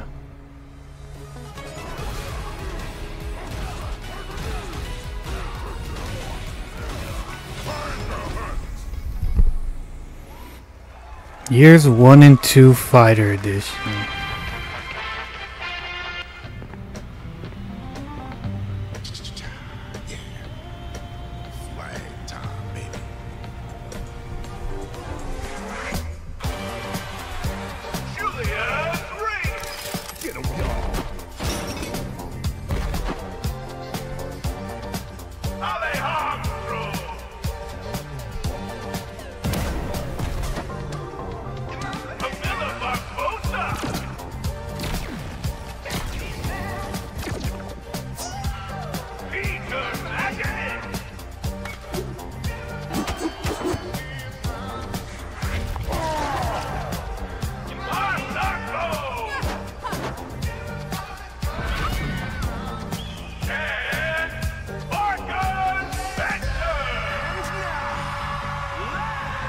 And dead on arrival.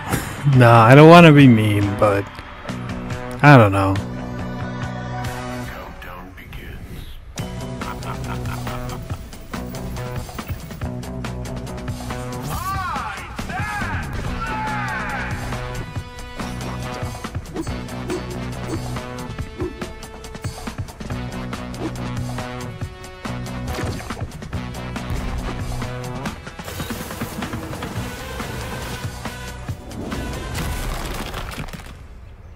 Adios.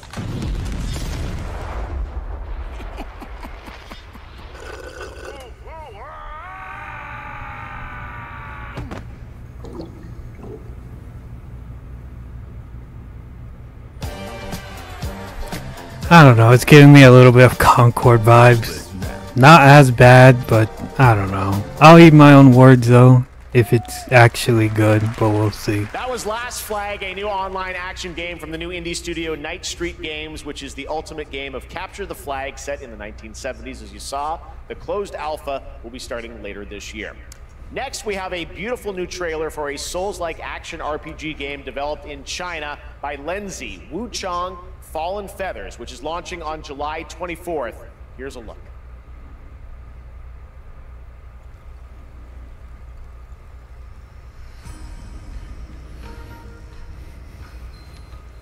Is this bloodshed really what you wanted?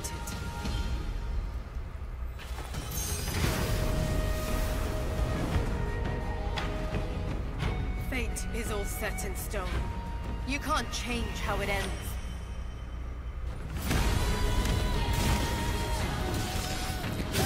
It's another Dark Souls game. Not that there's any problem with that, it's just that there's so many coming out.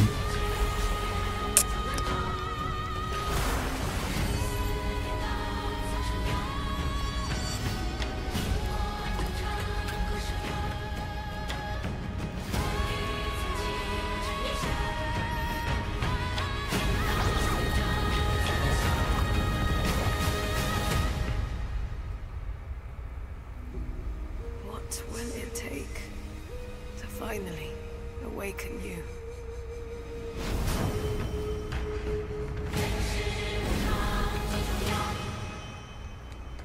Looks alright. Looks alright.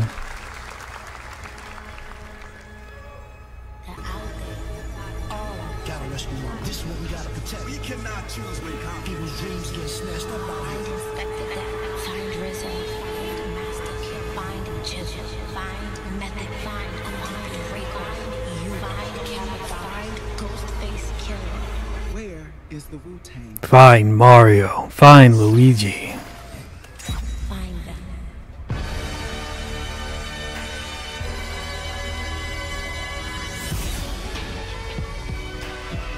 Rise of the Deceiver.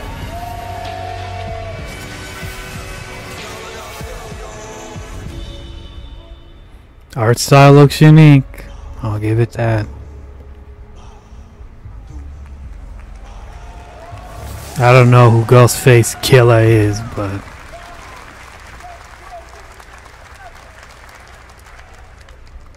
someone's shouting in the background. You to rescue his Wu brothers. Wu-Tang: Rise of the Receiver is a new co-op action RPG with anime-style fighting, and it's the debut title from the 53-member Brass Lion Entertainment.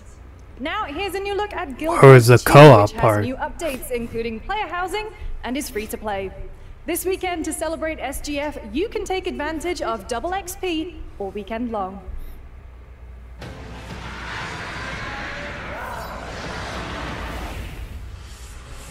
My calling takes me far from home, where shared struggles form fast bonds. My greatest advantage? Adaptability. Their My winning personality. My story. My story. My story is yours. No, my story. My story.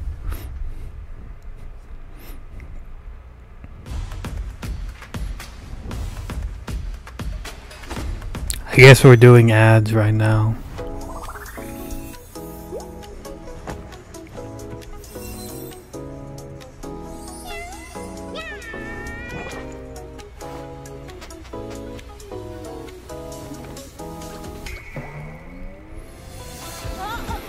Just looks like another Genshin game, honestly.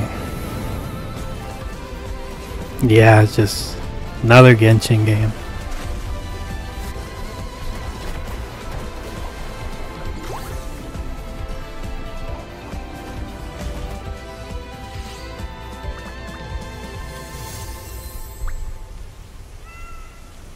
Hell, they're even copying the star right there from Genshin.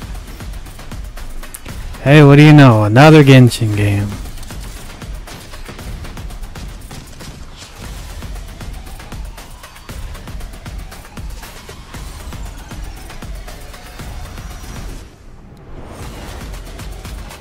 How much time till this ends? 'Cause I'm pretty sure it's about to end pretty soon.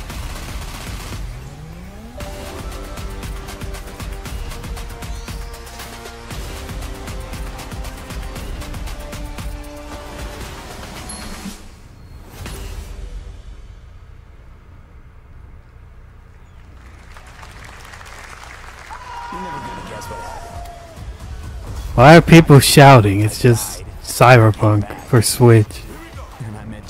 Bro was expecting something else. Long story. Here is another game throwing back to a classic animation style. Enter a surreal world where you're a down-on-his-luck outcast who has to battle his inner demons, literally, in this action roguelike. Here's Into the Unwell. Damn, sounds like me. Relatable.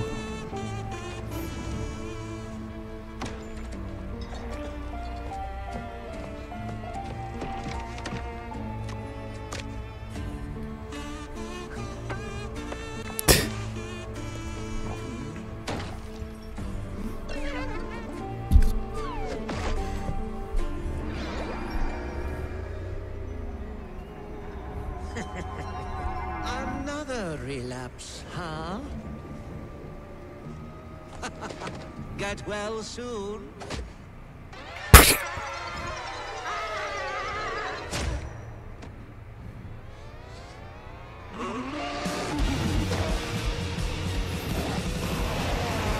Same guy that made Cuphead or what? Someone like you.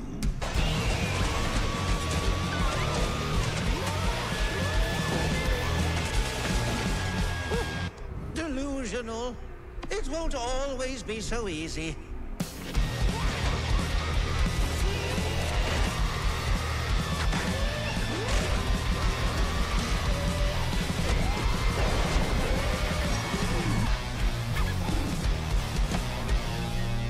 You still look a little unwell. It's alright. I like the art. Been thinking about trying Splitgate 2 actually. The co-founder of 1047 Games. When we started Splitgate in our dorm room, we just wanted to make a game we could play with our friends, and 20 million of you played with us. Now, with the help from our amazing community, we've built Splitgate 2. Why? Because I grew up playing Halo, and I'm tired of playing the same Call of Duty every year, and I wish we could have Respect. That's for sure. With Splitgate 2, we asked ourselves, how would we take portals to the next level? What if you could portal to entirely different worlds? So we combined the action, movement, and gunplay of arena shooters with the scale and intensity of something much bigger. Splitgate Battle Royale launches free right now, and it's fucking awesome. Whoa, oh my god. Damn. How is he walking with those balls of steel?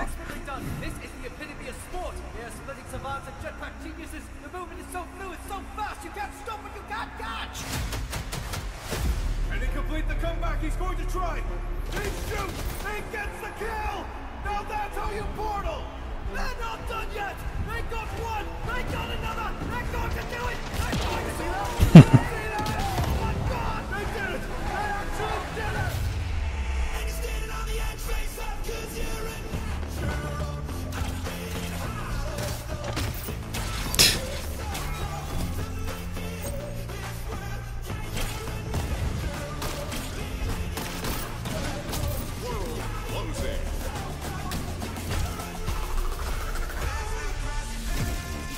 I feel like not a lot of people talk about this game. It seems very unique for what it is.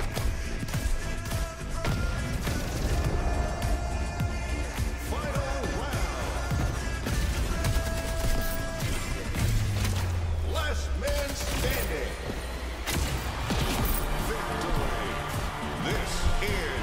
Split game.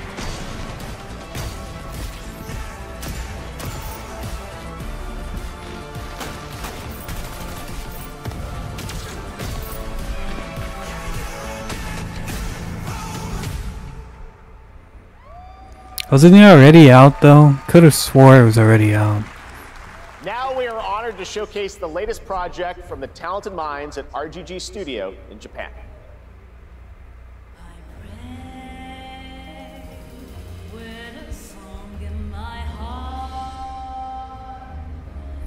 Kingdom Hearts be looking a little different. It's a joke.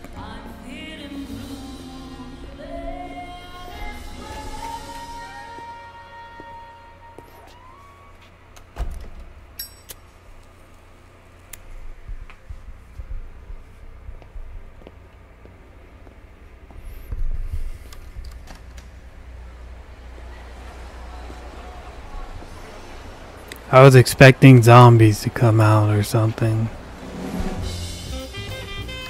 Oh, it's a Yakuza game. Pretty sure this was shown before.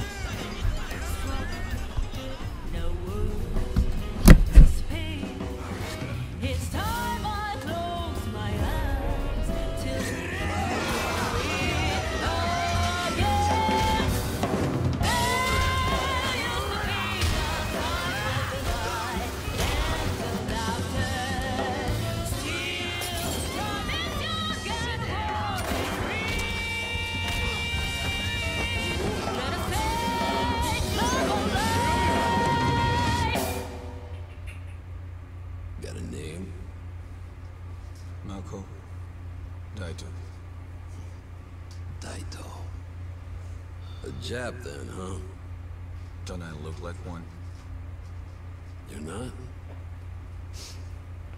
So, what are you then? Sana. 俺が知りてえや。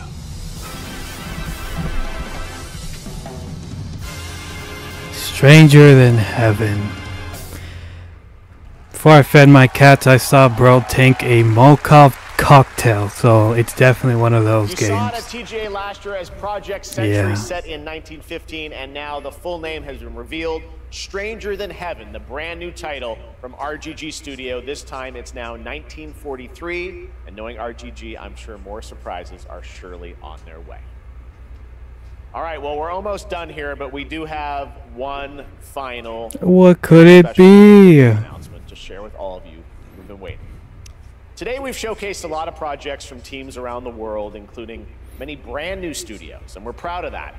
But this one comes from a studio that is no stranger to delivering blockbuster games time and again.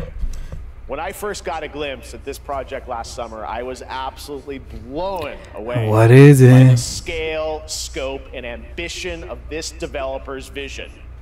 And while there are many places, really any place, this game could have been revealed, we are so deeply honored that we get to share it with the world right here at Summer Game Fest.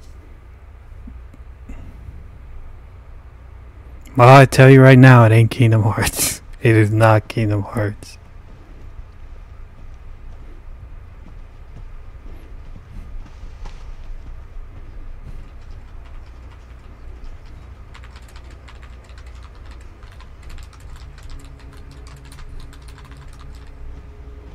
Resident Evil? Question mark?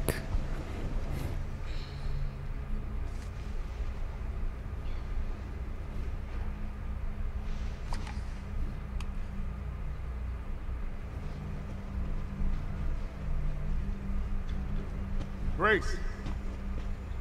Grace. Grace Ashcroft. Yes? My office. Oh, coming.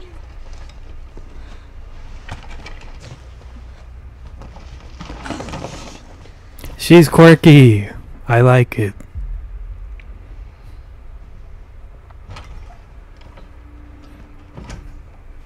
If this is about the report you asked for yesterday, it'll be ready in 3. No, 2 days, tops. Put a hold on that for now. We found another body. One that exhibits the same pathology as the others we've been investigating. Now I need a good technical analyst on this. Okay.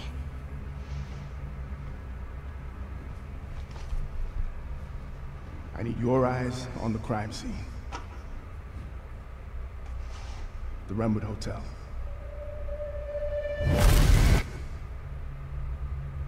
I know that's where your mother was murdered.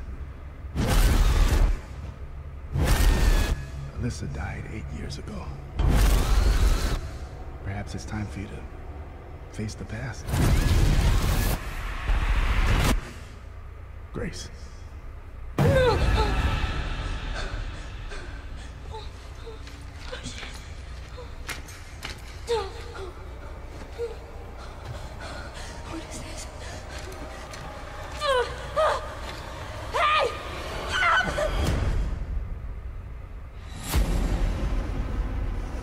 Stay close.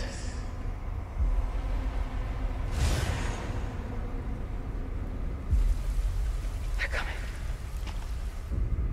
I know now that you're the one that I've been searching for. The special one. The chosen one. Miss Ashcroft. Well, it's not Resident Evil anymore. Strange deaths, huh? We need to keep our voices down. Have you seen the same shit I've seen? Please know that you are my hope. Everyone's gone. No, it is Resident Evil.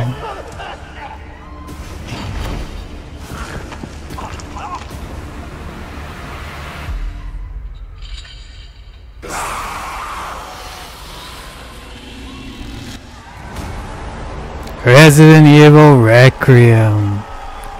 I guess they nuked Raccoon City? Well, they did nuke it, but it's weird seeing, like, going back into it. Looks definitely unique. I'll give it that. There you have it, Resident Evil Requiem. And it will be playable to fans this August at Gamescom, where we'll also be hosting Opening Night Live on Tuesday, August 19th. Resident Evil Requiem marks a bold shift for the franchise, both in tone and gameplay, and today's reveal Back in Raccoon isn't just about City. survival horror. Expect high-stakes cinematic action too, with much more to share soon leading up to its launch on February 27th, 2026. Amazing. Thank you, Capcom. That was an amazing announcement. Glad we kept it a surprise. All right. That was pretty That's gonna do it for our solid. live Summer Game Fest show. Let's thank our co-host, Lucy James. Didn't you do a great job, everyone? Good job. I mean, See the trailer for the first time. I know. I can't believe it. You kept that so secret. Very top secret. All good. All right. Well, there's much more Summer Game Fest to come. Make sure to visit summergamefest.com to see a listing of all the digital events this weekend you can watch and to highlight even more games, including the Xbox Games Showcase on Sunday. And stay tuned online to see coverage of many of the playable games at Summer Game Fest Play Days that's taking place this weekend in LA. And make sure to stay tuned for Day of the Devs, which is coming up next. do I want We'll to check the reveal comments? Let's incredible check the independent comments. Studios around the world and deeper looks at some of the independent games we Kinda showcased today. mid. Thanks so much, everyone. Awesome, and thanks to you, Lucy. Great job co-hosting. All right, that's going to do it for Summer Game Fest. We will see you at Gamescom on August 19th. Thanks, everybody.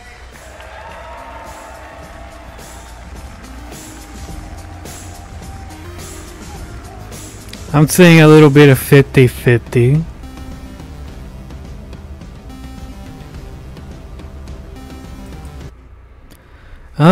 It was alright. It was okay.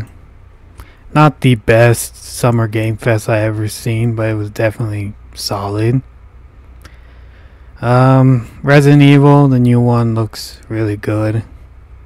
Going back to Raccoon City, so we'll see what it's about. She better be the main character and they just don't kill her off in one trailer. That'd be annoying. But yeah, we're back in Raccoon City. I guess some of it did survive the nuke.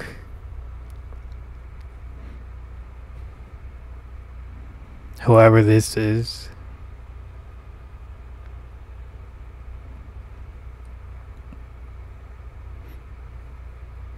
But yeah, it's crazy to see the damage. They just kind of left it there.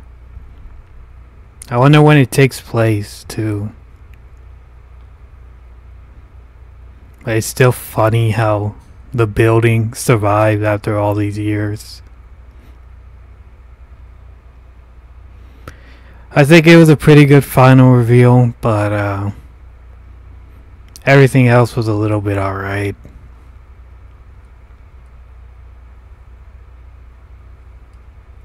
I think the one that mostly got me hyped was Sonic Racing. Sonic Racing, of all things, was definitely a surprise, that's for sure. I think it was solid though, not the best, but yeah, it was a thing. The Lego game looks like it could be fun. What else? What else?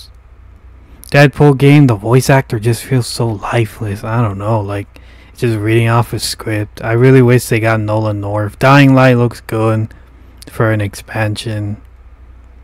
Some other games too that looked alright.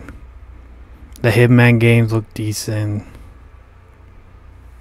Wildgate, I might try it. They said there would be a demo soon, so yeah, it looked alright. Nothing crazy, but I know a lot of people really wanted Kingdom Hearts 4, but I think Resident Evil 9, at least I think it's Resident Evil 9. Looks solid, looks good. We will see though, we will see. But yeah. What was that Sonic Racing? That's like the only one that really got like a huge reaction from me. It's weird. Let's see if I can find it again. Yeah, this weird collab of Hatsune Miku, Joker, Steve, Ichibei. Yeah, it's weird. Pretty funny though. I think this one got the best reaction out of me. Yeah, it's just so wacky and weird, especially Steve. I mean, I know Smash did it first, but yeah, very, very wacky. This and Resident Evil 9 were the main highlights for me. It's funny, but I think that's about it. I still liked how he talked smack to Mario, Nintendo, that they have crossplay and whatnot. Very funny. I think that's about it. The Atomic Heart, it looks okay. This Muppet game looks alright. The one where they're like boxing. Oh yeah, decent state of play. 50-50. Not great, not amazing. I like how quirky she is. Grace, she better be the main character, otherwise what was the point of emphasizing so much on her? But yeah, that's about it. I'll probably call the stream right now. Thank you to whoever was watching. Probably not a lot, but you know, we're just here, I guess. But yeah, that's about it, guys. Take care.